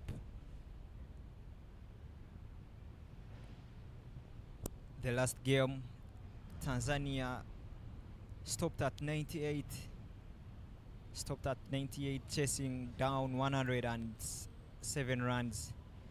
And still now it is the last over, and Uganda hasn't made the 98 run that Tanzania stopped at. I hope it can be a very good score for Tanzania to chase down. It's Immaculate on strike, and it's the last over of the game. Last over of the inning. Immaculate, she has shown to be very good with the stroke play. We have seen an off drive, an on drive. All of them have gone for singles. Hopefully she will try and keep her wicket in a way of getting runs in this last over. 94 for 4. Uganda still has wickets in hand, and they need to up their score at least to 100 mark.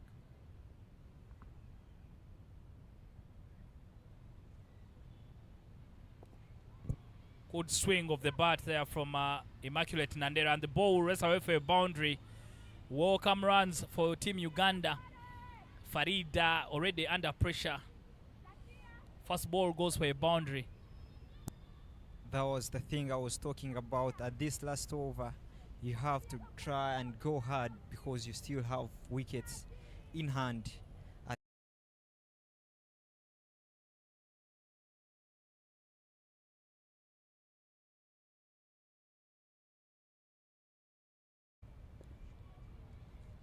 Again, up in the air, and it's taken.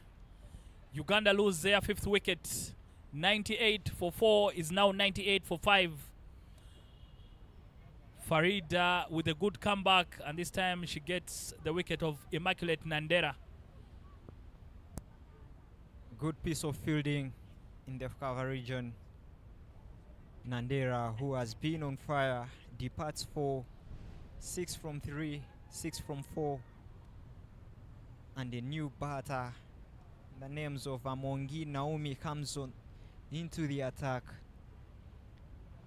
Nigeria, Tanzania are doing everything right, are coming back into the play. That was the score, 98, that they stopped at in the first game. They are looking forward to restrict Uganda to a low score as possible, such that they can get their first win.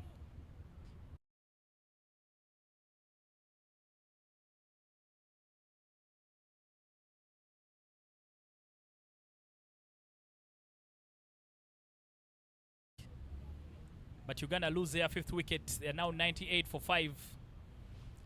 Do you think they will get 107? Fortunate. Erix Eronda, the new batter for Uganda, one of the players who never had a crack at it in the morning game, but they've been given an opportunity. Another fine talent from Ginger says.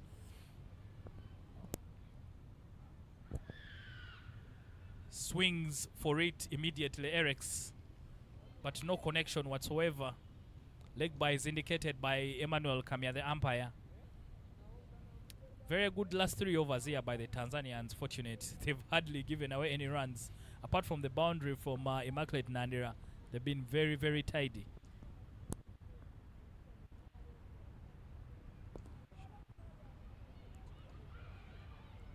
The 107 run at the moment could be hard for Uganda to get with a new batter on strike, Arexi, and a bowler who has been so economical, and just 2 balls to play. She goes for a hard shot. Oh, through the fielder's legs, but they will only get a single.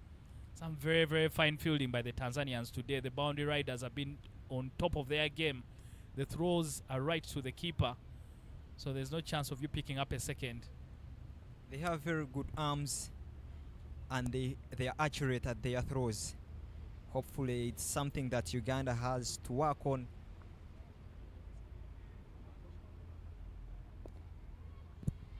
Again, tries to go for a wild swing, but lands in safely. They'll just get the single. But what a fine inning there from Sumina Krut. She will finish unbeaten on 38, but she's done a top job for her team. Lone Ranger, you would say, but she had a good partnership with Malisa Ariokot. Uganda finishing on 102 for 5 in their 20 overs. 5 runs short of what they got in their first game, but now Tanzania will need at least 102 off 120 balls for them to win this second T20 game of the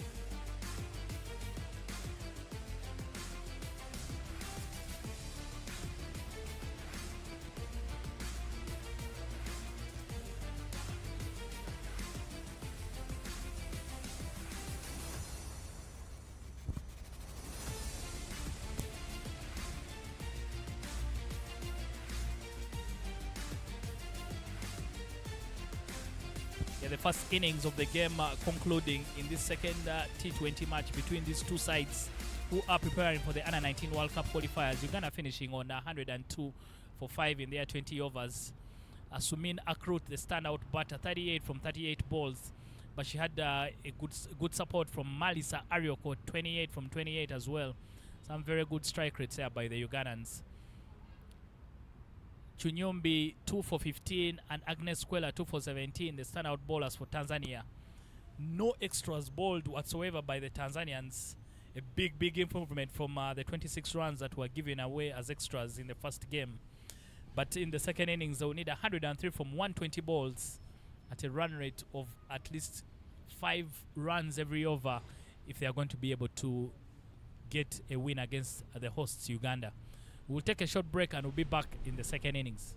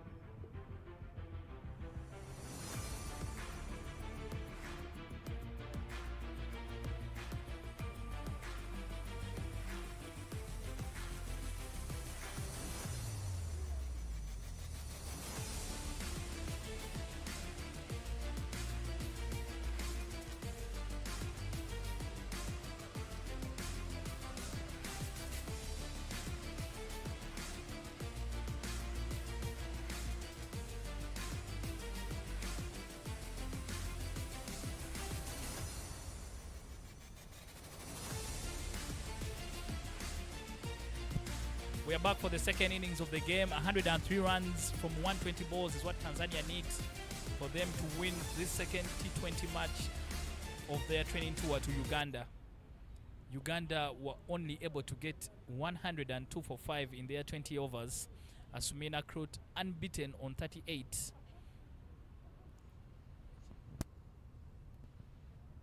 Asmina Krut unbeaten on 38, and she had a very good partnership with Malisa Ariokot, who scored 28 from 28 balls. My name is Dennis Musala. I'm here with Ivan Sajabi and Fortunate Ali Juna as we take you through the second innings of the game. This will be the final game for today, obviously, because we don't play under the lights. But the girls will be back here tomorrow for the third game of this particular tour. The two umpires already out in the middle, Emmanuel Kamia and Oyugi Peter, are in charge of this particular game. The first game was ended in a win for Uganda. Uganda winning by 9 runs. Sajabi, what do you think Tanzania need to do in this particular second innings for them to get a win against the Ugandans?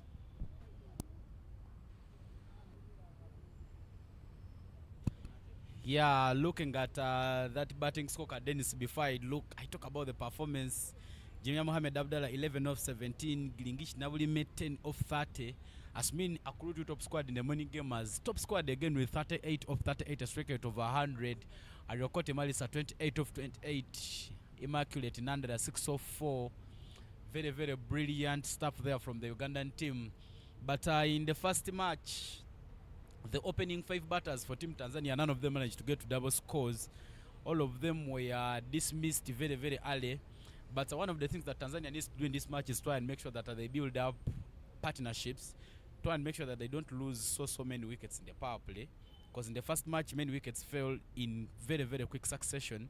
They need to try and make sure that they stay on the wicket to make sure that they make it count in this particular match, because in the first game at the end of the first power play the score was 30 for 5. So this time around they need to make sure that they at least, if it's at least 30 for 1 or 30 for no loss, that could be a very, very brilliant start for them. Yeah, well done, Ivan. Very well mentioned. I think Tanzania were undone by those early wickets, were 30 for 6, and only a rear guard resistance helped them get close to the match. But most times you feel that you would be in trouble. You'd be in trouble if you lose so many wickets at the top. Zuhra Masood and Lightness are going to open the batting for Tanzania. And Immaculate Nandera with the new ball.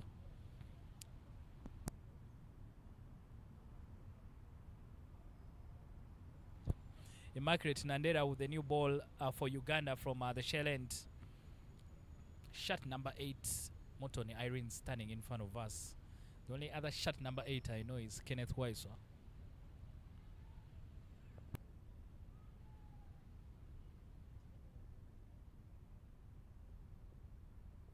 Starts off with a wide Immaculate Nandera. In the first match, Immaculate Nandera opened up the second innings with a wide. Looks like she's using the same notes again, bowling a wide. But the opening batters in the first game for Tanzania, it was Zohra Masood and Saidat Simba. Lightness was not in that lineup that played the first game, but as soon as she comes into the lineup, she's sent and trusted to open the batting there for Team Tanzania. Yeah, both sides making changes. The Ugandans also making a couple of changes. Much better there from Immaculate Nandera. Nandera again changing the angle, bowling from left arm around the wicket. In this case, anyway, maybe that's where she's comfortable, but if she sticks to left arm over the wicket, it's not always a bad option for her against a lefty.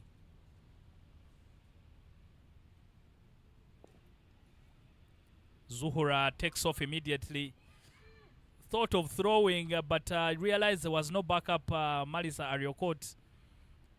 That's not how the game is played. If there's a chance for you, you take it. The backup was missing, so Malisa Ariokot decided against throwing at the keeper's end. But Lightness started very late because she was ball watching when Zuhura decided to take off. Zuhura Ivan, her running between the wickets was very, very suspect in the first game. Hopefully that is something she has been able to work on.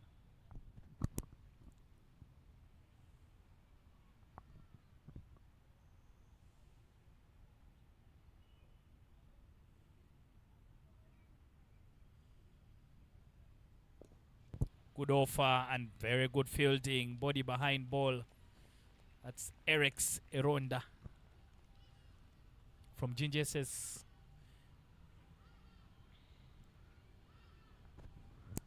That just fell short of the fielder there at covers.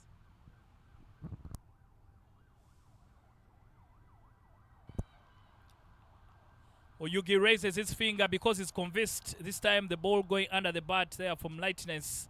And Tanzania lose their first wicket. AOBW from Immaculate Nandera.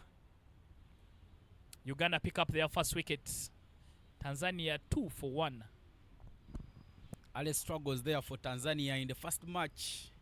They lost very, very quick wickets. At the end of the power play, they had already lost 5 wickets. Looks like they are headed for the same. But that was a delivery from Nandera Immaculate to give Uganda a first wicket.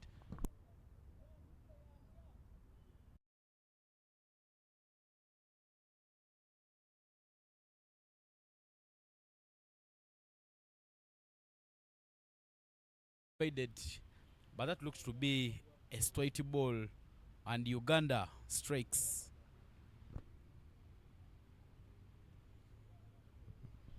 Rebecca Martin is the new batter there for Team Tanzania. She didn't play the morning game, and as soon as she comes into the lineup, she's trusted to bat at number 3.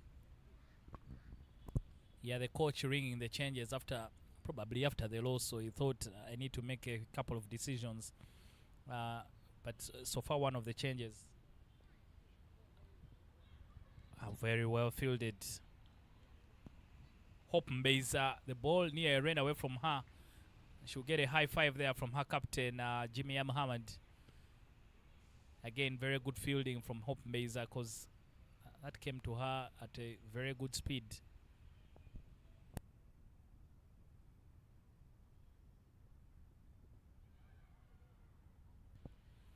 The changes made by the Ugandans for this second game. Eric's coming into the match in the place of Naomi Amongin. But that also concludes the second over. Tanzania 2 for 1.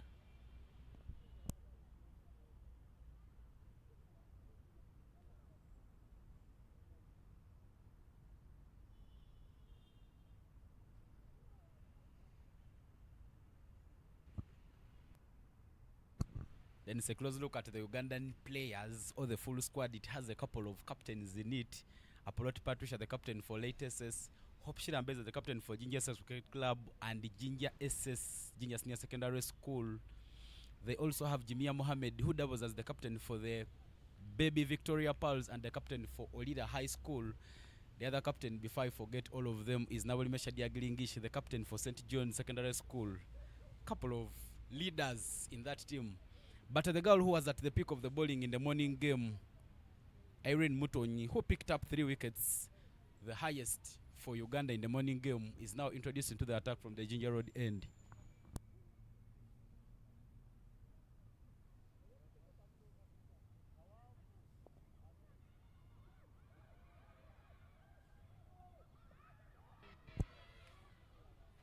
Took her time.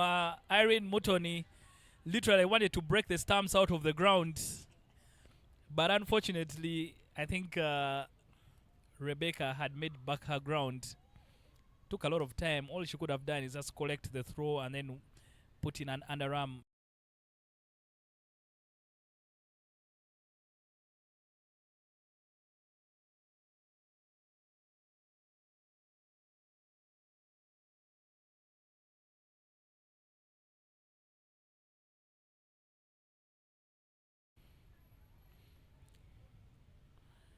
But good stuff there. Good gas from Irene Mutton.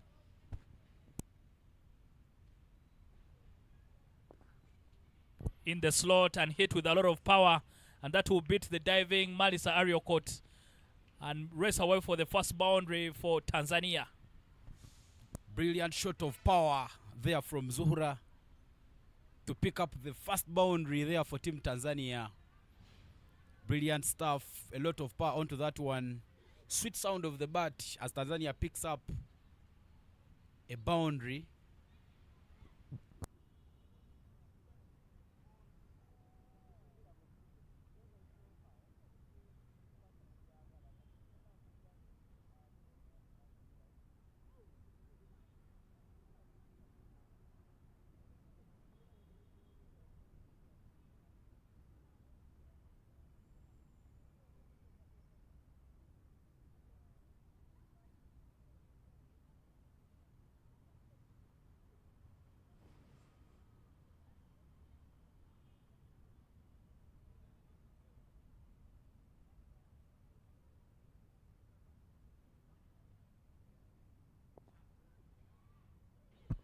Another one beating the fielder there at mid-wicket, and that will sail smoothly to the boundary.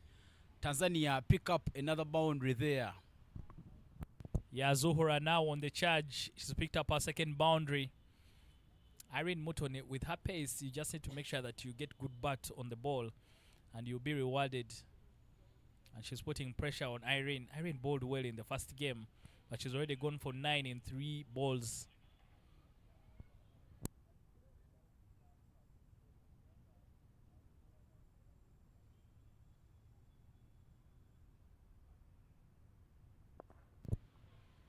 Ivan, what Irene needs to do, she's bowling in the slot, and Zuhura, I think, is very strong in that direction. She likes to hit the ball down the ground. Just drag the length back a little bit, just short of the length, and try and challenge the batter. But right now, all she's doing is feeding Zuhura's bat. In the first innings of the match, 2 wickets of Irene Mutonyi's.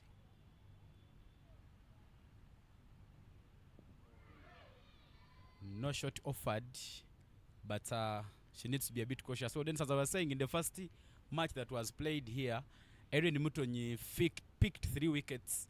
2 were cutters of LBWs, and another 1 wicket was cutters of bowled. So I believe right now Irene Mutonyi knows that one of the things she needs to be doing is trying to make sure that she bowls to the stump, something which has not yet paid off. She needs now, at this very moment, make sure that she drops balls outside off stump so that batters don't get enough room.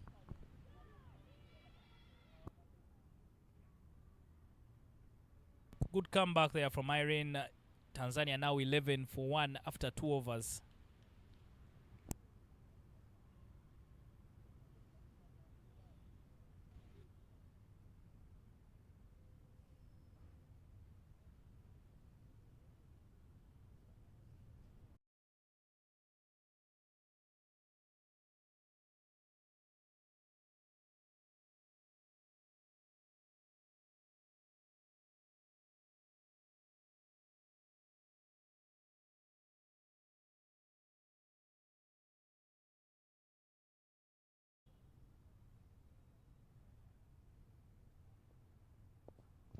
Two full there from Nandera and worked through the covers. The chase is on, but the chase will be in vain with the ball taking gold. Another boundary for Tanzania. The runs are leaking for them right now. 15 for 1. Rebecca gets off the mark with a boundary.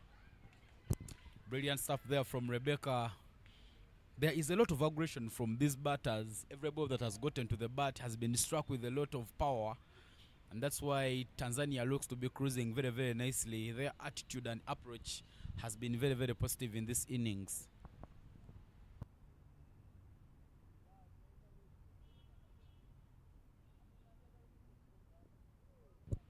That's more like it. That's much better.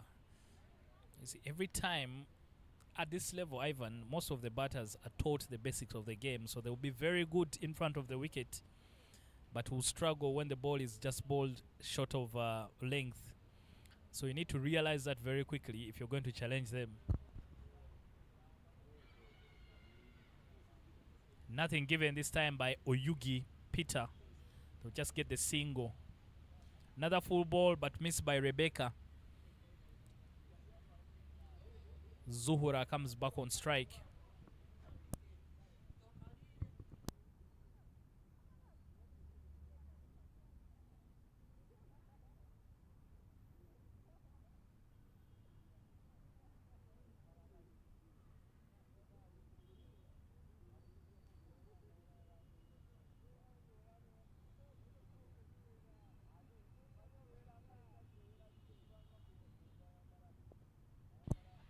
Worked behind square leg there by Zuhra.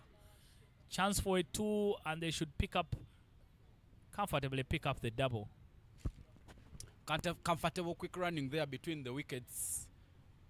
As Zuhura Mashudi and Rebecca Martin pick up a couple there. Brilliant stuff there from Team Tanzania. Looks like they have brought back some bit of composure. They are ready to take on Uganda in this match. The captain told us at the toss that they will put up a fight, and the fight is very, very evident in this innings. Some sportsmanship there from Jimia Mohamed Abdallah as he helps Zuhura to tie her laces.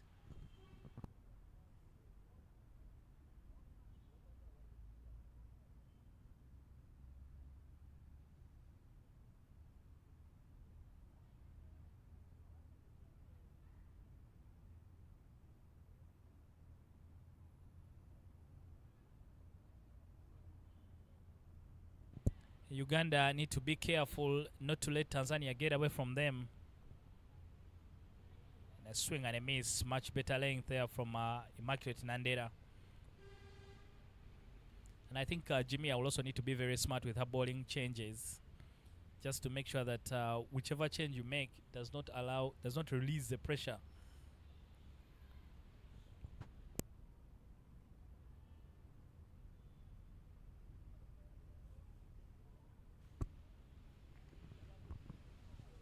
Nandera Immaculate just knowing that those balls that are dropping outside the off stump are challenging deliveries there to Zuhura Masudi, something that Irene Muton failed to replicate on her side. Maybe she could have picked up a few dots, but Nandera Immaculate bowling it very well and making sure that she keeps dotting for Team Uganda. Again, Nandera sprays it the other side of the wicket, wides both sides of the wicket. Tanzania gave away just 8 extras in their innings. A big improvement as well from 27 given away in the first game. So Uganda don't need to be very generous.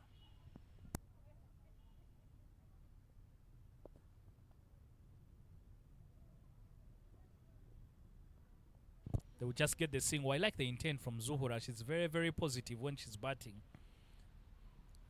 That concludes the third over. Tanzania 21 for 1 after 3 overs. 7 runs every over. They are well ahead of the required run rate. If they can keep up like this, the game will be done in less than 20 overs.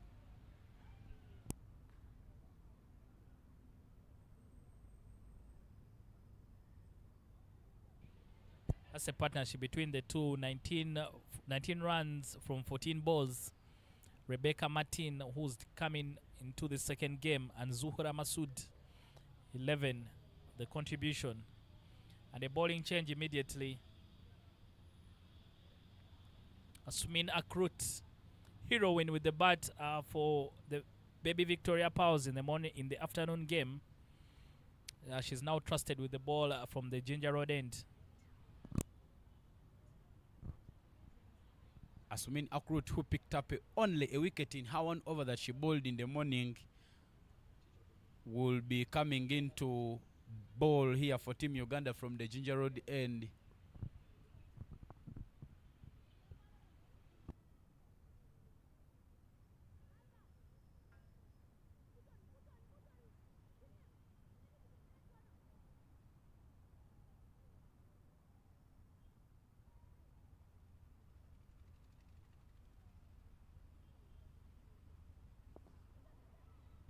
Up in the air, simple chance taken by Apollot. Very, very easy. Asumina Krut continues her good luck today. A good run on form. She comes into the attack and immediately breaks the partnership. Tanzania lose their second and a big wicket of Zuhura Masud. They are now 21 for 2. Brilliant bowling there from Asmin Akrut. In the morning game, she bowled 1 and picked up a wicket. And just as soon as she comes into the attack there for Team Uganda, she strikes again. Celebration for Uganda, though the celebrations are a bit muted.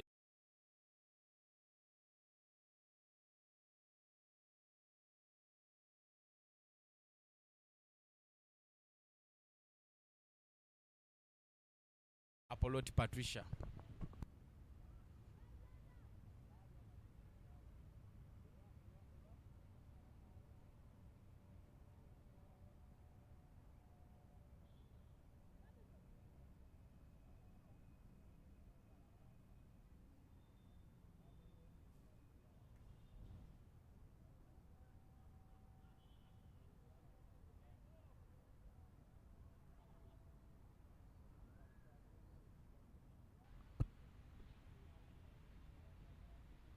New batter in there for Tanzania. Aldofina Jeremiah, who scored 5 off 4 in the morning game, will be promoted down in the order.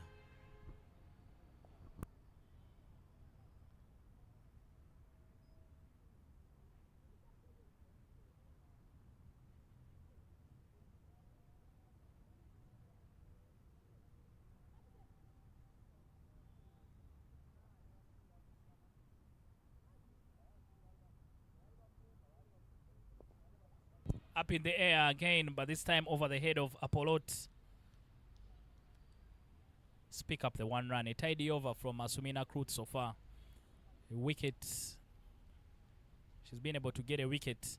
Uganda need a few quiet overs to try and make sure that Tanzania don't run away with it. 21 for 2 is a very comfortable position for Tanzania. They just need to make sure that they keep their wickets for as long as possible.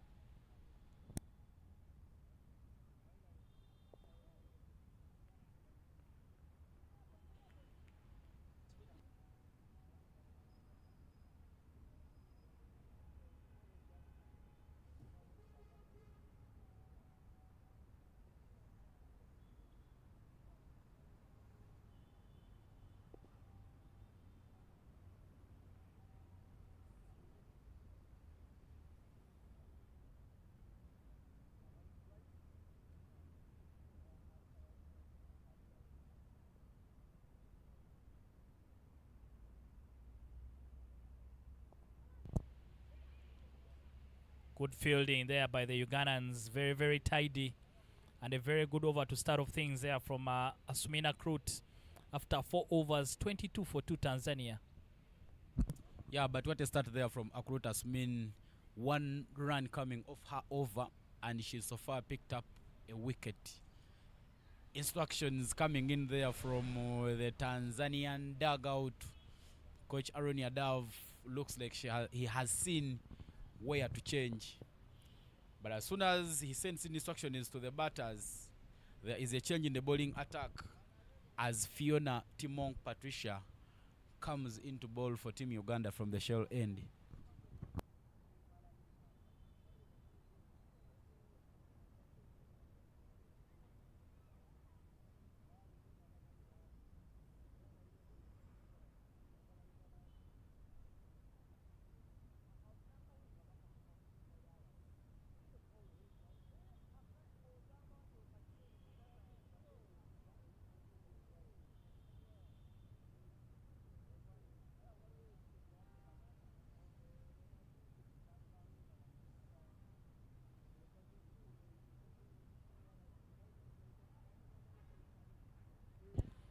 Timong starts off with a wide. Uganda need to be very, very careful not to be too generous. Timong Patricia was part of the team that won the Kwebuka title in June in Rwanda. So she'll be playing the qualifiers in a place she's had success before. Very brilliant for her there as she received her debut on the senior women's team for Uganda. Yeah, Timong Patricia, Jimia Muhammad, Malisa Ariokot, Akrut Asumin, Immaculate Nandera have all had experience playing for the Victoria Pearls. That also includes Lona Anyait, who's not playing, but she's in the squad. So there's some very good experience in this under 19 girls team, and hopefully that this time when they go to Kigali, they can be able to qualify for the World Cup next year in Malaysia and Thailand.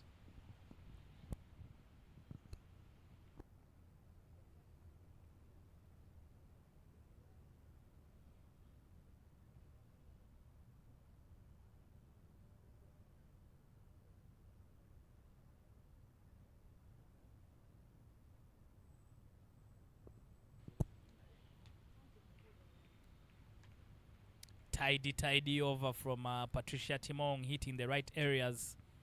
That's the sort of bowling that helps challenge the batters. You want them to do something, all you have to do is just make sure you're hitting the right areas.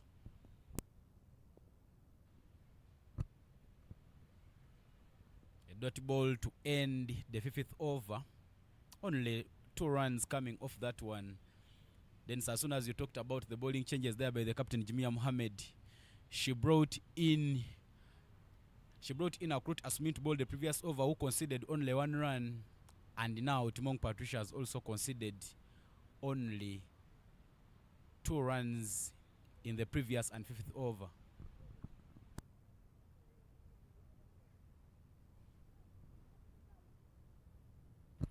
Faultless, Akrut Asmin comes back to bowl for Team Uganda.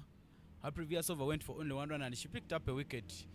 Chance for Akrut to make sure that she bags maybe another one for Team Uganda.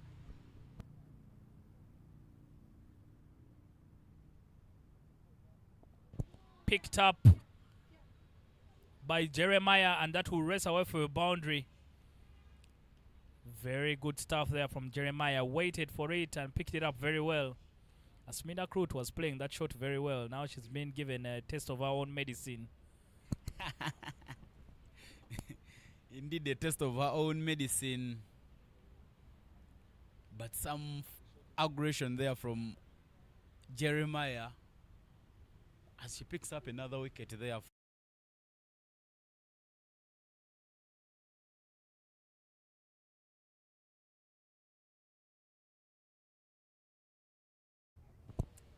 Yeah, schoolboy things here being done by Jimmy Muhammad, placing a fielder in a zone where the boundary has gone. They never set fields for bad balls. That was a bad ball, so you just try and make sure you work with your bowler to change their line.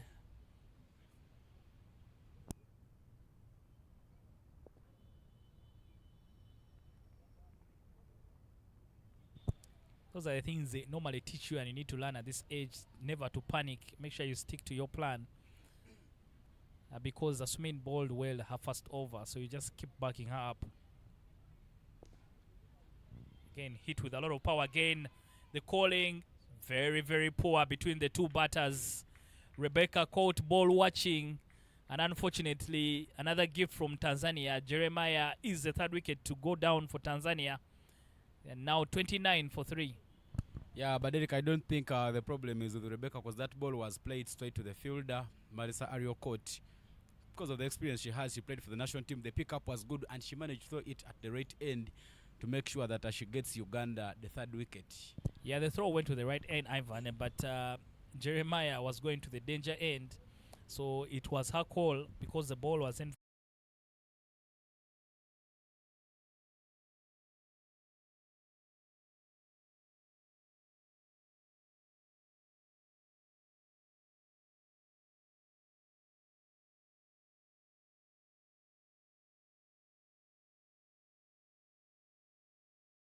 Out. Jimia Muhammad. The run-outs is something I think the Tanzanians will have to discuss in their conversation this evening. When you get a run-out, Ivan, where I learned cricket, our coach will tell us that means you've played for the other team. So there was a run-out was was punishable by the team, because that means you played for the other team. Yeah, then this being a training tour, one of the things that Tanzania should know is how to communicate, the communication between the batters. In the first game, they lost 3 wickets due to run-outs. And as you see in this game, wickets have started falling due to the same mistake. But the new batter who has just walked in for Team Tanzania is the captain herself.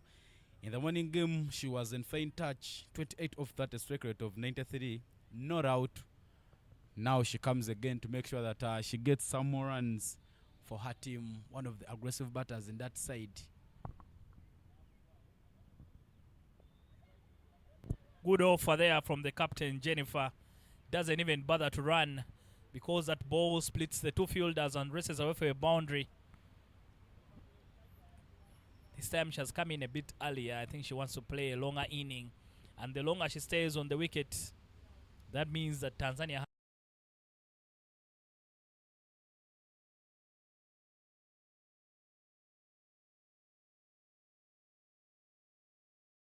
As to race away for a boundary. Gets off the mark with a boundary.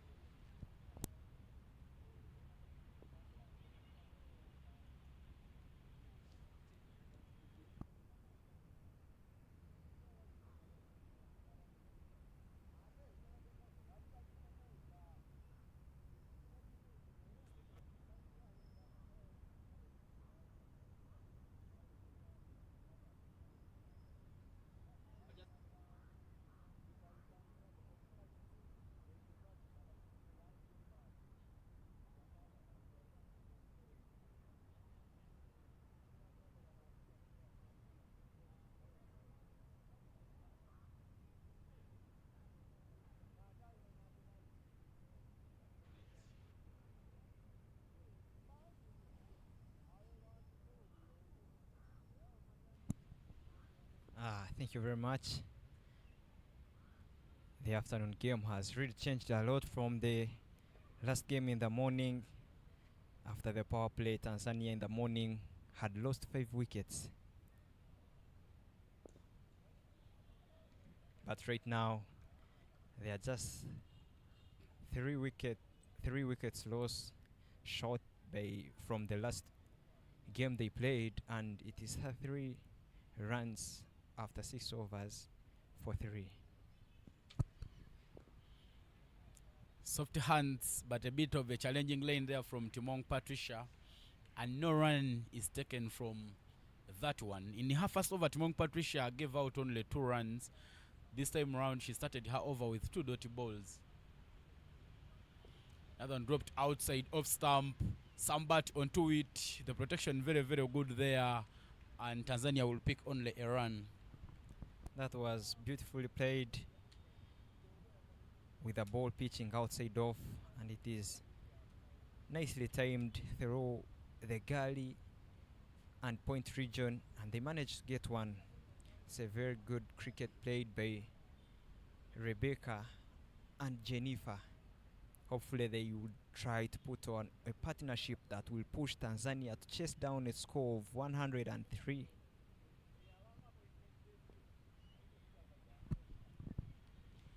Jennifer Gabriel, back in Tanzania in their domestic league. She plays for a team called Tarangire Girls.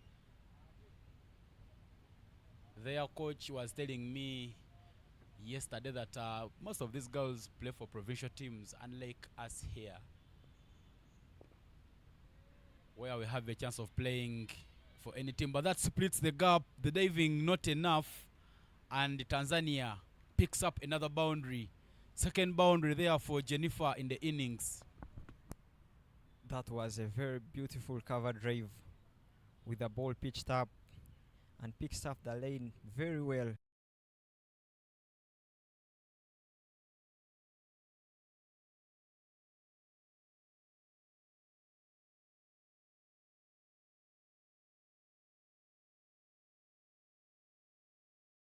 Real. Another shot of power straight to the field that covers. Pick up good and the throw good, but the running was a bit quick because the fielder was standing a bit closer to the inner circle. End of the over. 6 runs coming off Timongo's second over, and 39 for a loss of 3 wickets is the current score. We are done with only 7 overs and remaining with more 13 overs. You can see there on your screen the assistant coach for the Baby Victoria Pearls, Ivan Kakande, not allowing to succumb to pressure, getting just close to the boundary to send in a few instructions, because we are dealing with youngsters. But there is a change in the bowling attack as Patricia Apollotti comes into bowl for Team Uganda from the Ginger Road end. As earlier said by Musa Ali, that any ball that you bowl outside of and away from the wicket, you are like asking the batter, hit this ball, because it is costless even if you don't think of getting a wicket unless poorly hit. And that's what has been done by the Tanzanian batters, who have been going hard on anything that is bowled outside the wickets. Let's see what brings in for the change as Patricia comes into the attack.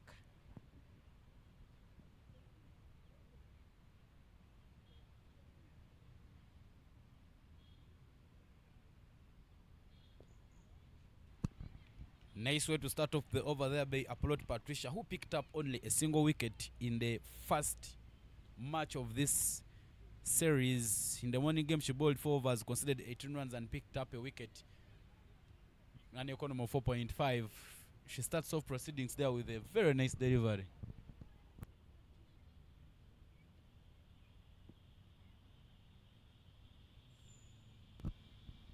Another one there, a bit full. Was about to beat the fielder, but wait. What a brilliant fielding there. Some good judgment to make sure that no run is taken. That is Ariago Michelle there doing some reflexes, some agility to make sure that she stops that one.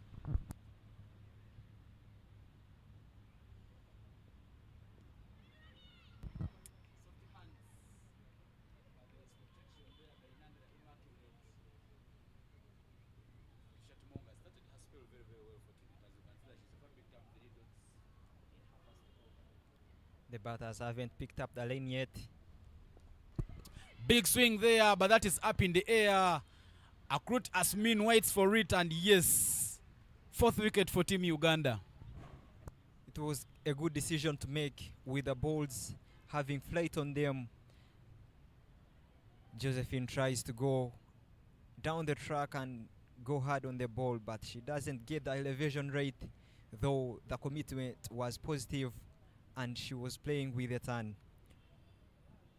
Nevertheless, it's a wicket for Uganda, and Patricia picks her first wicket of the second inning. Yeah, the captain there with some nice intent, but she did not just notice that Patricia had deflated that one. She goes in very, very early, and that doesn't get enough bat onto it. The focus they are completed by Akrut Asmin at long on to earn Uganda the 4th wicket.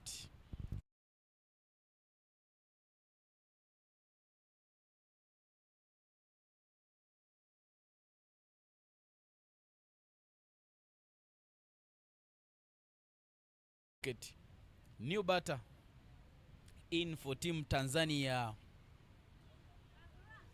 Agnes Joseph Kwele. In the first match, she did not put any runs for Team Tanzania. She was dismissed with no runs after facing 5 deliveries.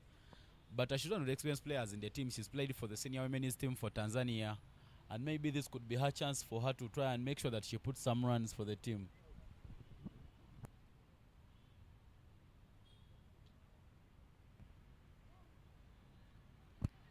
That was a beautiful ball. Turning away from the new batter that has just walked in. It needs to take time for one to build an inning. Another flighted delivery up in the air, and yes, looks like a catching practice for Team Uganda as Marisa Ariokot at long on picks up another beautiful catch there to give Uganda the 5th wicket. I don't think that shot was necessary at the moment because Agnes had just walked in, had just faced 2 deliveries, and she wanted to go big onto the ball. But in the end, she doesn't get really good timing on that, and she gets caught at mid-off, and that brings Tanzania into another.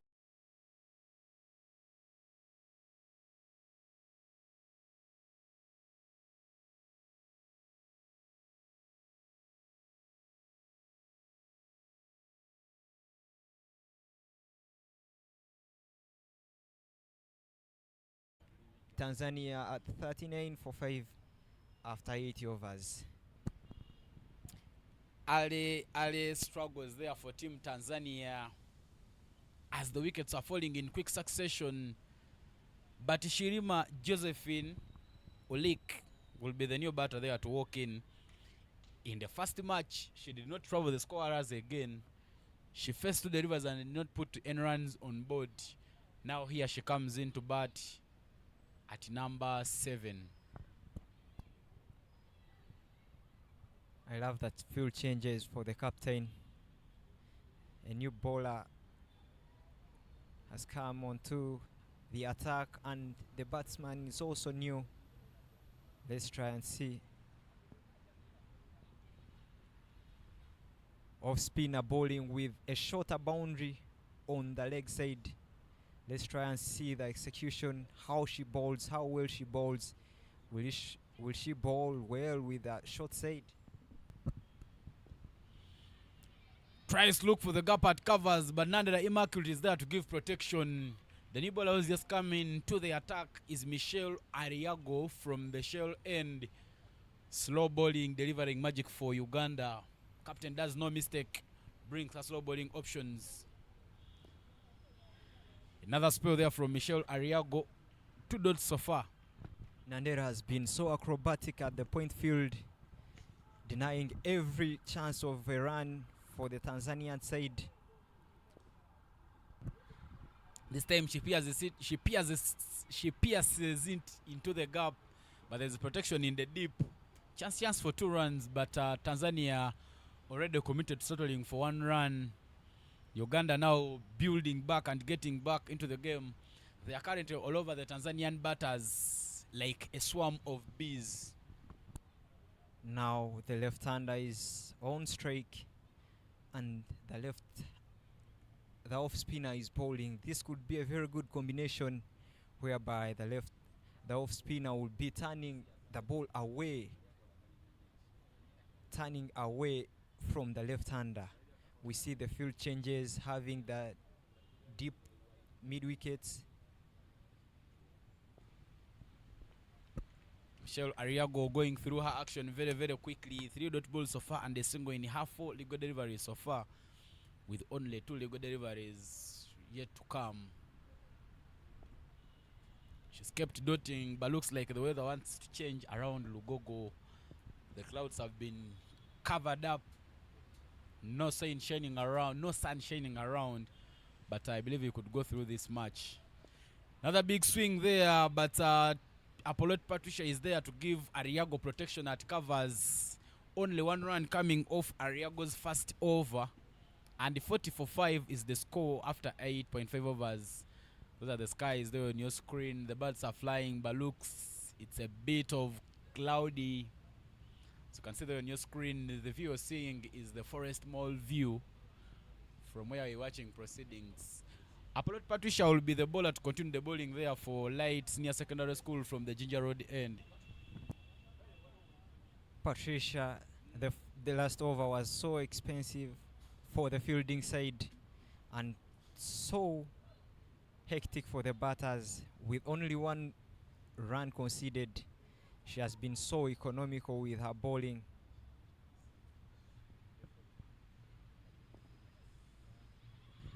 Flight has been working for her, but this time round, that does not carry to the fielder.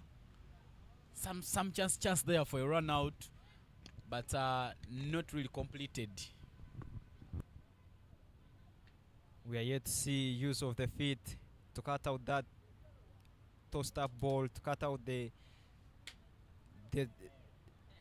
that tossed up ball, such that you don't wait for it to bounce and find you in the field, in the crease. You have to cut off the flight and make sure you maximize that loose ball.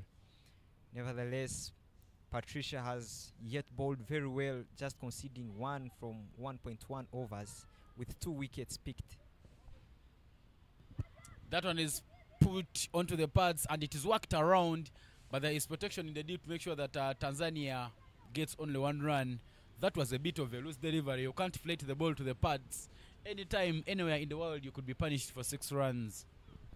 Uganda's spinners are really working well for their team, unlike the Tanzanian spinners who didn't really pick wickets. Another flighted delivery missed by the batter. There was a chance for a stamping there, but the wicket keeper couldn't get it with the bounce. Couple of members there from the National Council of Sports, as you can see on your screen, watching it from the higher pavilion. Boom! Top of bells, and Uganda picks up the 6th wicket. What a delivery there from Apollo Patricia. Squared all through. That's what I was talking about. Any ball that is tossed up in the air, the moment you wait for it to bounce, it will get a lot of turn. And in the end, she was squared all through, and Tanzania folds for 40.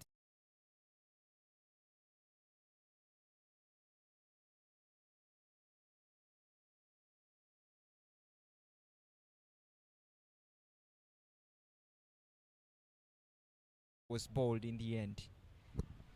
Brilliant stuff there from Apollote Patricia as she picks up her 3rd wicket in this match, and it's her 4th wicket in the entire series, because in the morning game she picked up only a single wicket. Saum Deo is the new batter in there for Team Tanzania.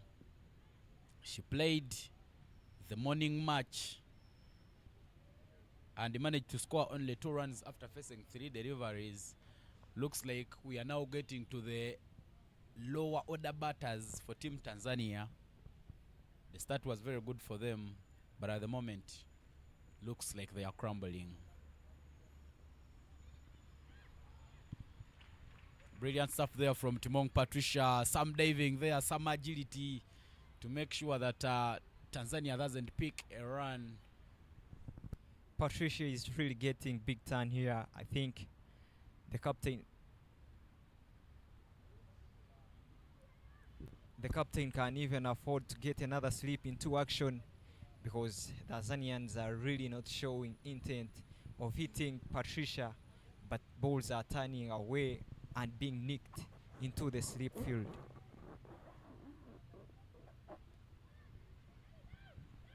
With hollow backlift, Saum Deo manages to beat the gap, but some footwork there from Ariago Michel.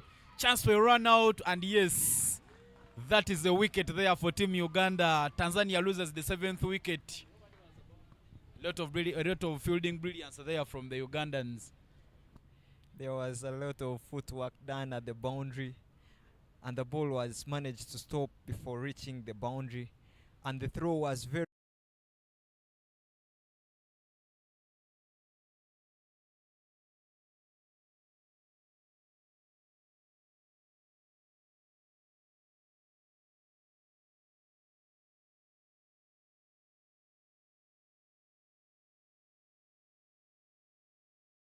communication between the fielders, the batters, and she departs for 0. The batters thought that was already a boundary, so by the time the ball came back, they thought it was time for them to cheer up each other for scoring a boundary. Unfortunately, they lose another wicket. Really bad for Tanzania at the moment, but credit goes to the fielders. The coordination, communication, how they managed to run 2 hunting in pairs. I remember when we are doing fielding, we could call it hunting in pairs, and so they did. One stopped the ball and the other threw the ball perfectly to the bowler and managed to get a run out. We are done with 10 overs here at Lugogo Cricket Oval, a game where Uganda won the toss and opted to bat first, scoring 102 runs. And now the chase is on. 44 for 7 is what Tanzania has at the moment. But Farida Amiri is now in to bat for Tanzania. In the first game, she was the highest run scorer for Team Tanzania, scoring 33 of 35. If they need to pick a result in this match, she needs to put up a star performance to make sure that she puts her team close to victory.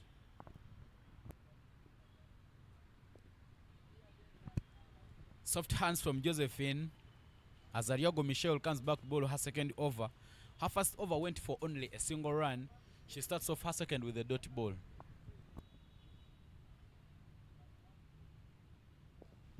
Chance for a catch, and yes, Ariago Michel makes it look very, very easy. Caught and bowled is Josephine Wulik Shirima. Uganda picks up the 8th wicket. It's now trouble time for Team Tanzania. Tanzanian batters have failed to understand that the Ugandan spinners are not giving pace on to their balls. They are just releasing the ball very slow and causing you to rush into the shot. And in the end, it has found you.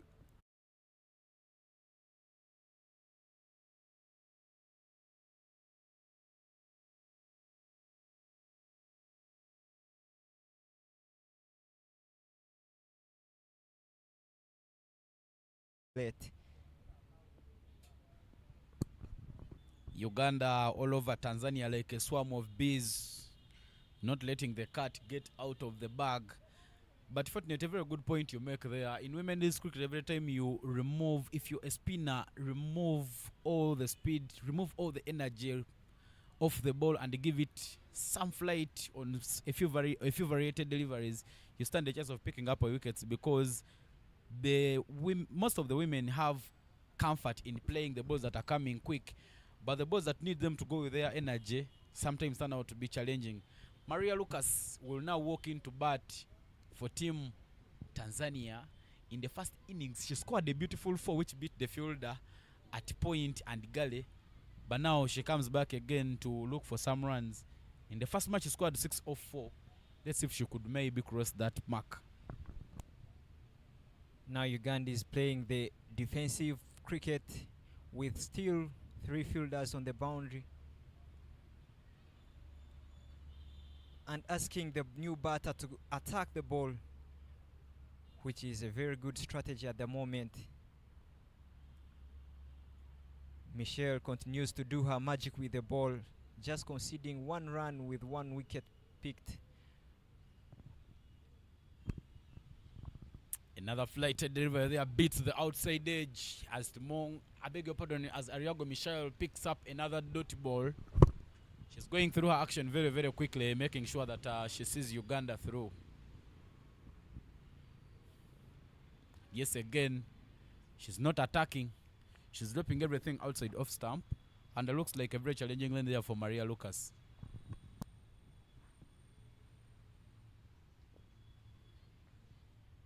I love her action. Everything is composed. The pivot, the finishing, everything is right on the money. And she has managed to keep the left-hander from getting a run and to go off the mark. Wicket maiden there for Ariago Michelle to put the end to the 11th over. Ariago Michelle has fumbled 2 overs, conceded only a run, and picked up a wicket. 44 for a loss of 8 wickets is the current score there for Team Tanzania. Early struggles for them as Apollo Patricia comes back to bowl for Uganda from the Ginger Road end. Tanzania will need 59 runs off 54 deliveries with only 2 wickets at hand. When you compare the balls and the runs remaining, you find that Tanzania only need 1 run per ball to get into the race for the win. But with the wicket column, 2 wickets remaining, it's very challenging. It calls for someone to take charge and to build partnership at this stage of the game. Apollo Patricia, who so far bowled 2 overs and picked up 3 wickets and conceded only 2 runs, will start it with a flatted delivery. Some power there off that one, but there is protection at deep mid wicket, and only a single run is taken there by Team Tanzania. It's something that Patricia has to work on, because you may survive at this stage of the game with the flatted balls, but at the later stage, maybe in the qualifiers, there are good players who might work out with your flatted balls. You need to bowl flatter balls and add some spin on it.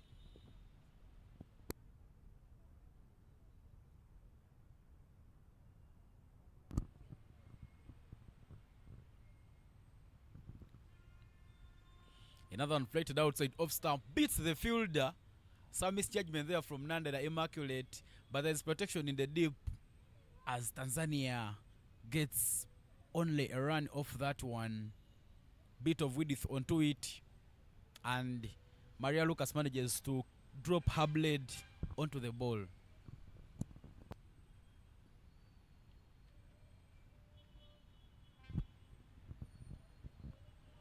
Oh, what a ball.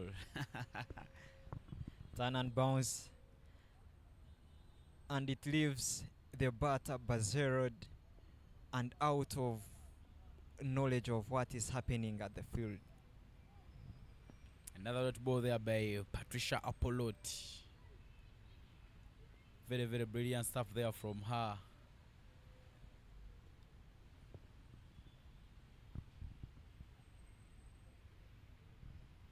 Oh, another dot ball. Patricia Apollo going through her over very, very quickly. She so far bowled 2.5 overs, picked up 3 wickets and conceded only 6 runs. Onto the pads, but that's worked away. All the protection on the onside is in the deep. That will find the gap at mid-wicket. Tanzania will pick up a single to complete the 12th over. 47 for a loss of 8 is the current score there for Tanzania. If Tanzania is pick a result in this game, surprisingly, they need only 3 runs every over. The calculation is right. But right now, with just 2 wickets in hand, it really becomes difficult for Tanzania to win the game at the moment.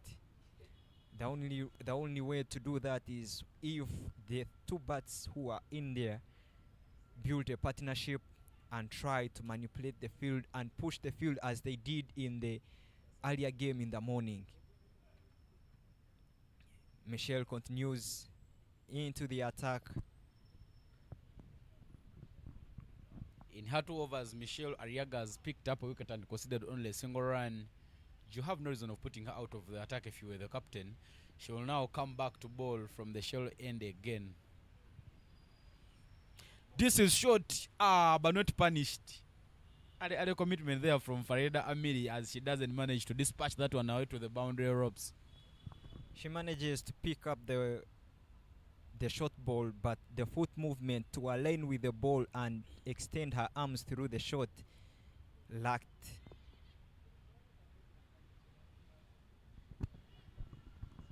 Leg by is coming in there for Team Tanzania. But a chance to rotate the strike again. Left-right combination there in Maria Lucas alongside the Farida Amiri, trying to make sure that they look for the runs that Tanzania needs to pick up a victory in this ongoing T20 series.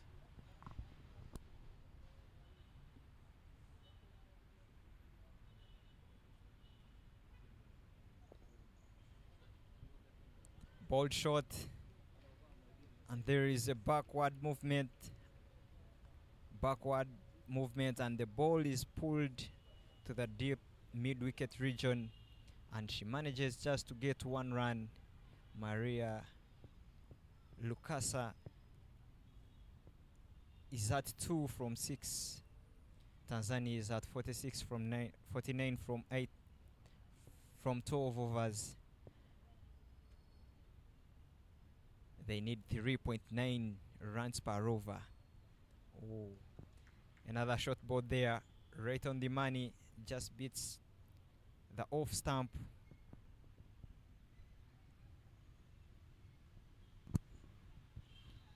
Swing and a miss. She's not getting her bat onto it as Ariago Michelle continues to go through her action very, very quickly. 2.5 overs, 1 wicket, and considered only 2 runs. Very, very economical.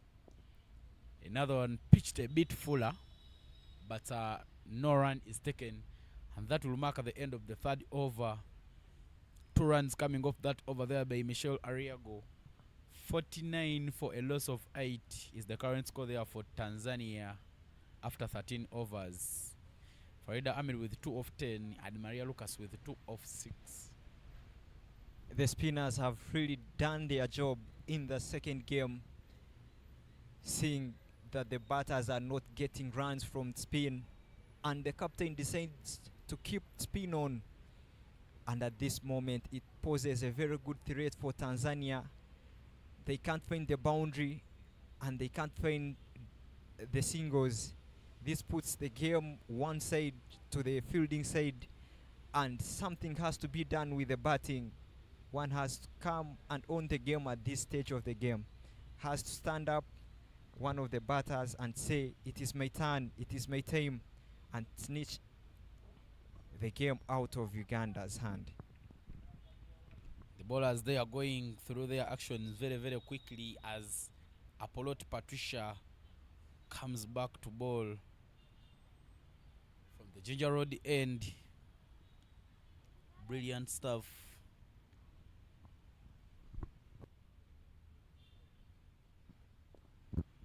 Worked round the pads. The call is yes, very, very quickly.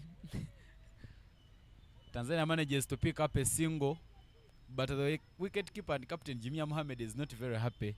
She believes that could have been a run out. Though no pressure whatsoever for Team Uganda as 50 up comes on the board for Team Tanzania. the 50 comes when Tanzania has so far lost 8 wickets in 13.2 deliveries.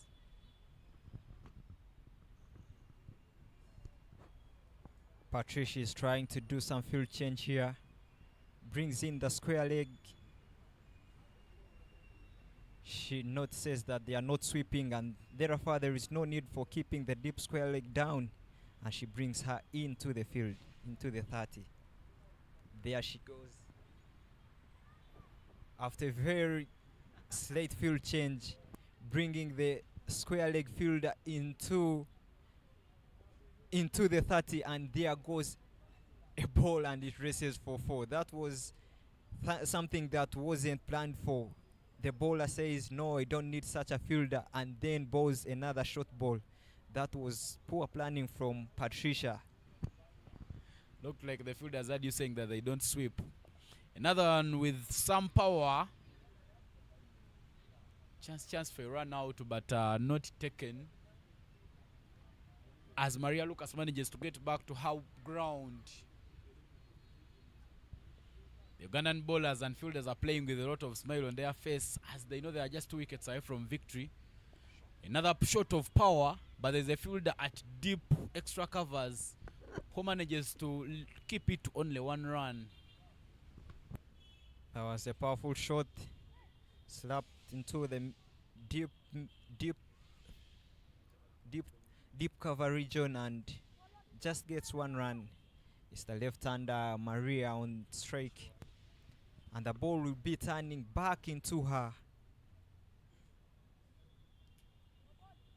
Very good bowling from Patricia, bowling it outside the, asking her to drive, but there she goes with a well left, and this brings 55 runs for Tanzania for 8 wickets after 14 overs.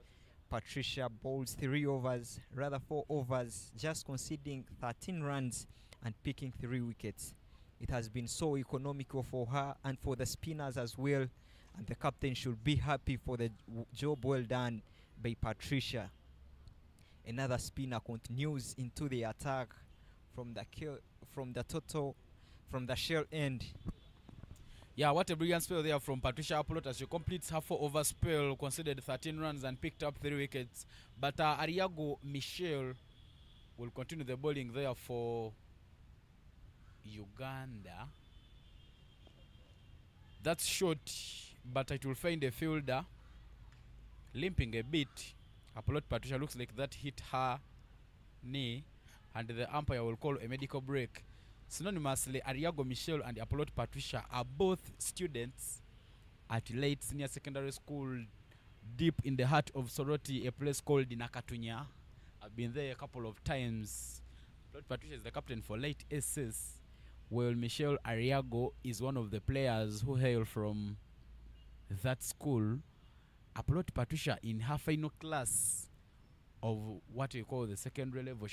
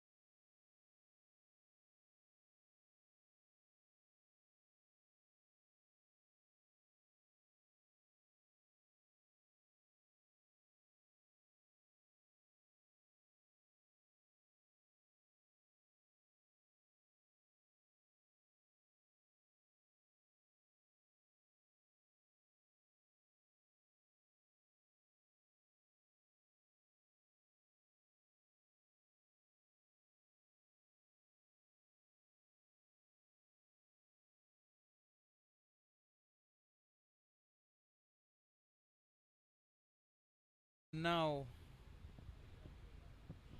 Apolot Patricia should be in position to continue fielding there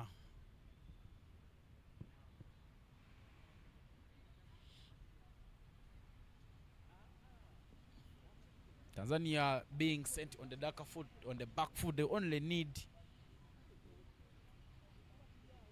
a total of 48 runs from 35 balls.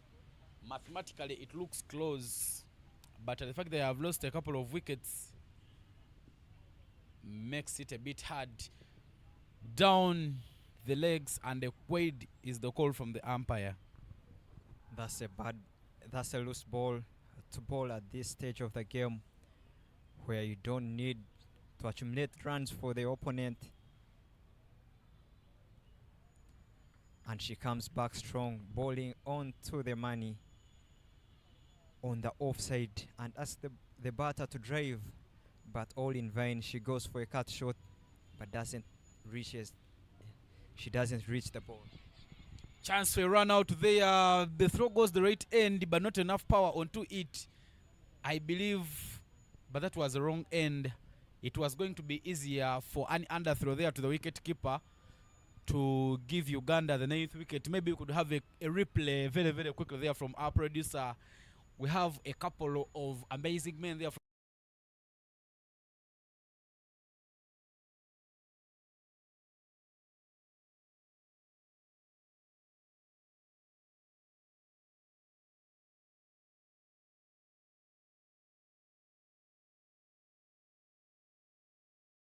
In the air, drops between two fielders. No wicket taken. Michelle Ariago still going through action very, very quickly. She's a bowled 3.4 overs, picked up a wicket and conceded only 5 runs. What a bowler she's been so far. I think for the other chance of a run out, the batters knew that the mid wicket fielder had been injured in the previous ball, and therefore they played in the mid wicket region because she was limping, and managed to get 1 run there. That was a technical play. Tries to work it down the pads, but no contact from the bat. Tanzania picks up a leg by 59 for 8 is the current score after 15 overs. Michelle Ariago completes her 4-over spell. She so far conceded 5 runs and picked up a wicket. What a bowler she's been. Instruction is coming in from the dugout there as we get into the last 5 overs. But ladies and gentlemen, from wherever you're watching in, it is the training tour between Tanzania under 19 and Uganda under 19. Uganda already has a win in the bag. The first match between these two teams was won by Uganda, a 9 runs victory, and they are now close to picking up the second victory. Tournament sponsored by Uganda Cricket Association and Tanzania Cricket Association. The Deep End Sports Media broadcasting partners also coming in to give some form of sponsorship. Couple of amazing gentlemen in that team. Our director Brian doing a lot of work. Joseph, our director Marshall, cameraman Taggy. Some love calling him Busfiri, but I'll just keep it at that. Akurut Asmin, who's so far bowled 2 overs and considered 10 runs and picked up a wicket, will come to bowl the 16th over for Team Uganda.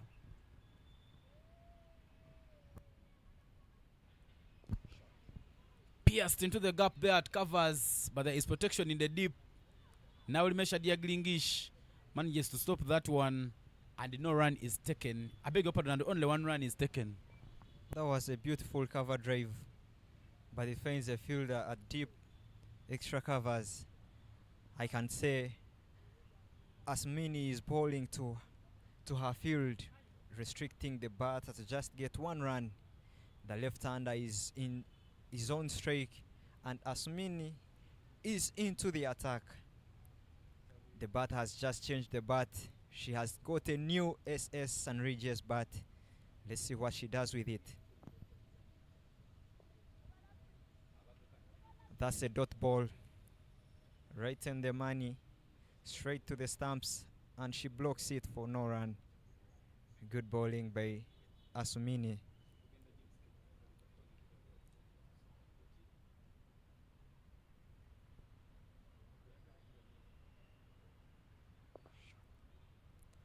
Some powerful cover drive there, but it doesn't go through.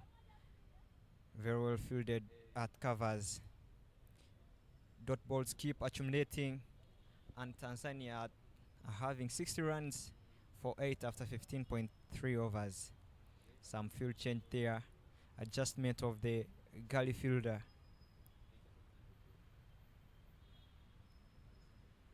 Oh, across the pad, the call is 2, and they managed to go for 1. That was beautiful piece of running between the wickets, but the batter played across her pad, and she was very lucky to not have gotten an LBW. Yeah, indeed, sometimes you need to take some risks. It's a technique we use to study in entrepreneurship. You take risks and you receive the profits. In cricket, every time you take a risk, you receive some runs. Some power there, but there is protection in covers. Chance for a run out. The throw there not very nice, because the wicket keeper had to go on one knee to stop that one. If it had come to West level, maybe wiping off bails could have been very, very easy, and maybe Uganda could have gotten the 9th. That is Machulet Nandera at point. She has been so acrobatic in that field, and her throws are gun throws. Real good piece of fielding in the end. Akurutas means still going through her overs very, very quickly. Some short pitch delivery there, but falls slightly straighter from the fielder was standing a bit wider at covers. No run is taken, but the wicket keeper and captain will be disappointed of that performance. Maybe she wished them to do a little better than that. 2 runs coming off Akurut Asmini's 3rd over.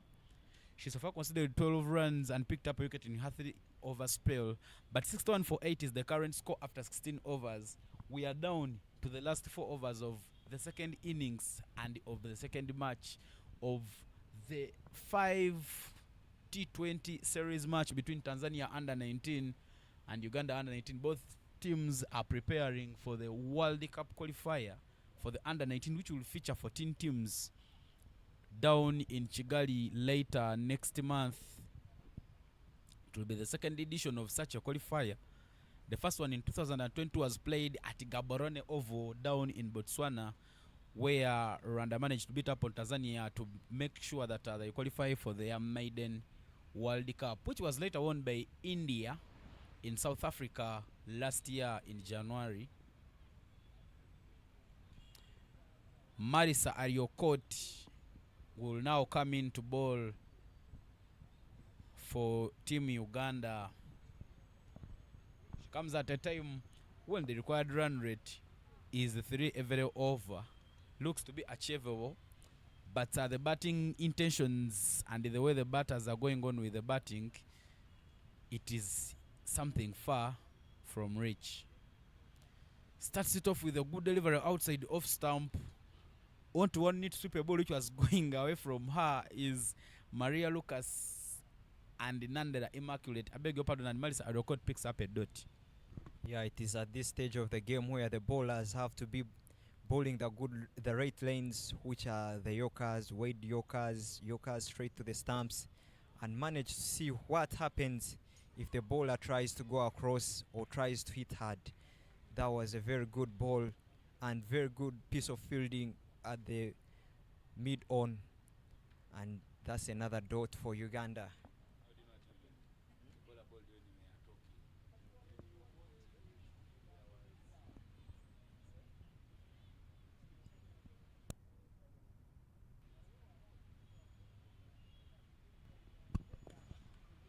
Some intent there from Maria Lucas. Just chance for a run out. That should be hurting, but looks like Maria Lucas is physically fit. The umpire goes in to just make sure that she is okay, and yeah, I'm okay is the call there from Maria Lucas as they scamper very, very quickly there to pick up a single, make it 62 after 16.3 overs. I like the way how Melissa is bowling. She's bowling straight to the stumps, trying to get those full balls such that if anything goes her way when the batter tries to go across the lane, they will get bowled out, and that's a very good decision to make at this stage of the game where you don't have to look for short balls, you don't have to look for any other variation, just stay straight to the stumps. Oh,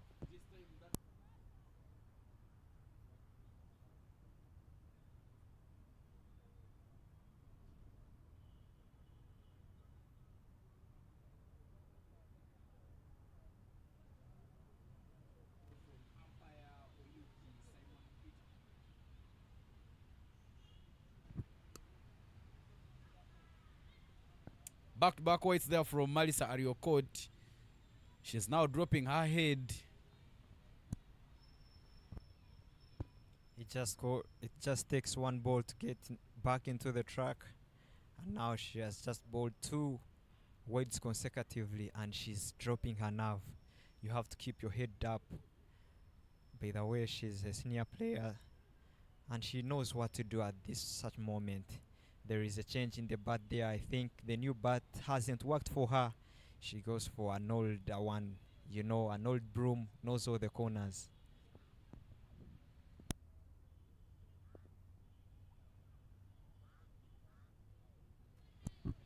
It was a very good start for Tanzania in the power play, with scoring 3 runs for 3. Contrary to the first game they played in the morning, they just had 21 runs for 5 in the power play. I thought it would be something of competition, but the spinners came back strong and held their nerves and brought back the game from Tanzania.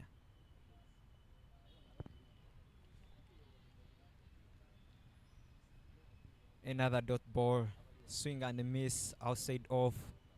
She tries to go hard for the ball, but all in vain, given the fact that she's intimidated by the 2 fielders from the mid-off and mid-on that are into the 30-yard region.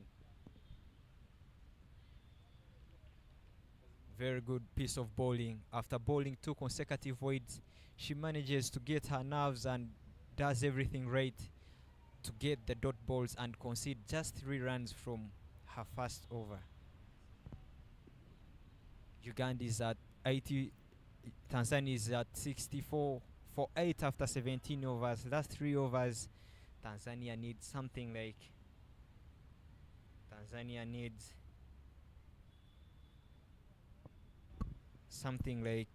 39 runs from 3 overs.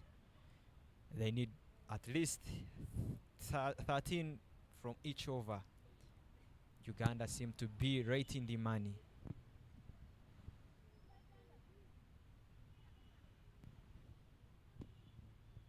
We are into the last 3 overs of the second innings of the second match as Marisa Ariokot, I beg your pardon, as Abrota Smith comes back to ball for Team Uganda. That's the phone is just really close.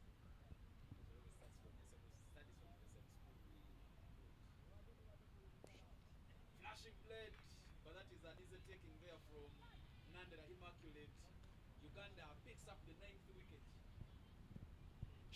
Nandera has been so busy in the point region, and at last she picks a wicket for herself, and there goes another wicket for Tanzania, and Tanzania 64 for 9 after 17.1.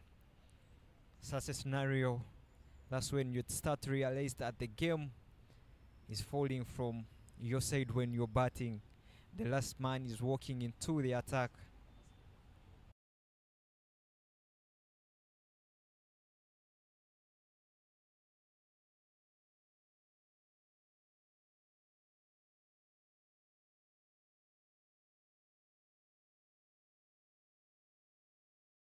Even harder than this, and she gets the catch in the end. The last batter comes into the attack, and it is Zakia Ali. Last wicket coming in there for Team Tanzania. Zakia has been accrued so far with the 2 wickets, conceding 12 runs in 3.1. A bit of a full pitch delivery.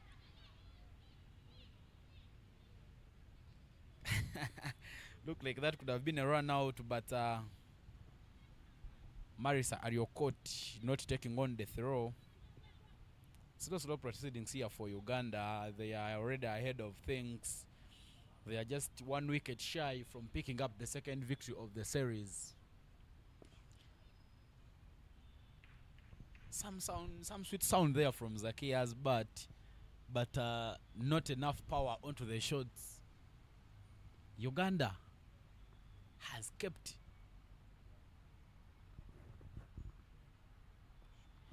this time round. She looks for the gap, beats two fielders, and manages to pick up a boundary. Zakia Ali gets off the mark with a boundary there. That was a very beautiful shot. Very beautiful late cut shot. She waits for the ball and cuts it late and beats the two fielders, the point and the gully. That was really exquisite to watch. Let's wait for the replay there and see what she does right.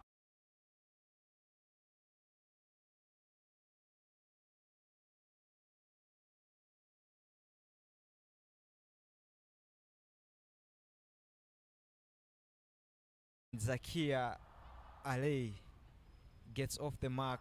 4 runs off 4 balls. Tanzania are 68 for 9 after 17.5.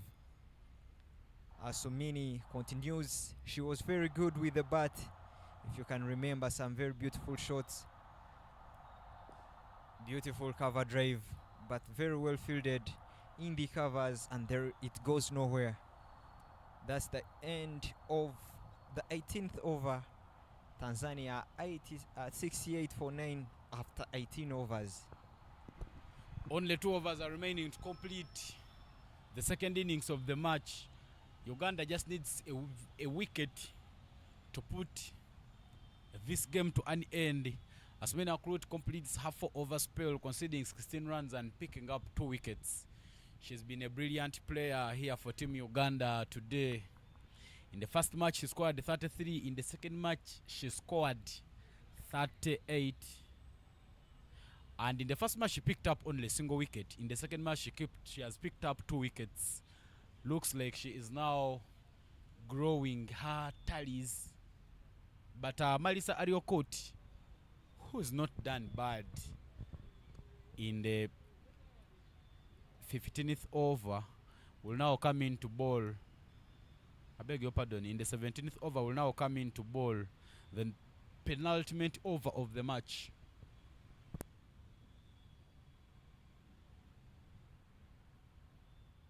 Uganda has kept on the defensive field with all the 4 fielders outside the inner circle. Starts it off with a wide. Marisa Ariokot delivers the third wide in her 1.1 spell so far, but all her wides have been dropping down the leg. She could be falling in her action, allowing the ball to go down the leg, which is very bad. Beats the inside edge of the bat, but is a collection there from the wicket keeper, orders that let it go away. Uganda has a deep square leg fielder, third man and fine leg, and a fielder at deep extra covers. They've kept everything defensive. They're not taking chances. Boom! Wicket there for Malisa Ariokot to put the second innings and the game to an end. What a delivery there from Ariokot, Malisa. That was a very good slower ball, and the batter doesn't pick up the slower. She rushes into the shot, and in the end, she's clean bowled, and Uganda manages to get the second win of the 5.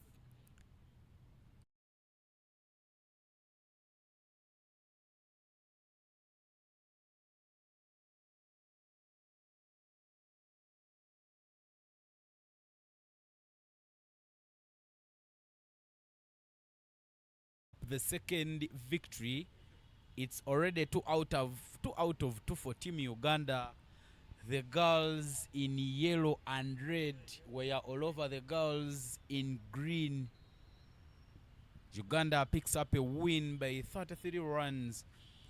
What a performance that you've put on. This action should be going on tomorrow as well. It's a training tour there by Uganda under 19 and Tanzania under 19 as both teams get ready to go to Kigali, Rwanda next month to play in the second edition of the under 19 World Cup qualifiers. But looking at the match summary there for you, Uganda, the highest run scorer was Akrut Asmin with 38 of 38. Ariokoti Malisa 28 of 28. Jimia Mohamed 11 of 17. The bowlers there for Team Tanzania. Kinyumbi Farid bowled 3 overs, picked up wickets and considered only 15 runs. Kweli bowled 4 overs, picked up wickets and considered 17 runs. While Shirima bowled 4 overs, considered 24 runs and picked up a wicket. And the top performers for Tanzania were Saheli. The top performers for Tanzania were Salehi, who scored 12 of 12 with a strike rate of 100. Another one was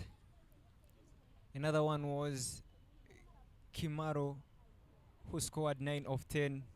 The other was Kinyumbi, who also scored 9 of 26. And the bowlers for Uganda, who really bowled well, were Apolot, picking 3 wickets, conceding 13 in her 4 overs.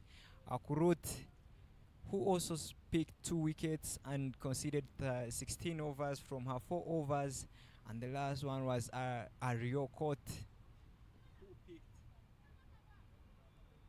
who picked 1 wicket and conceded 4 runs from her 1.2 overs. Uganda picking up the victory there by 33 runs.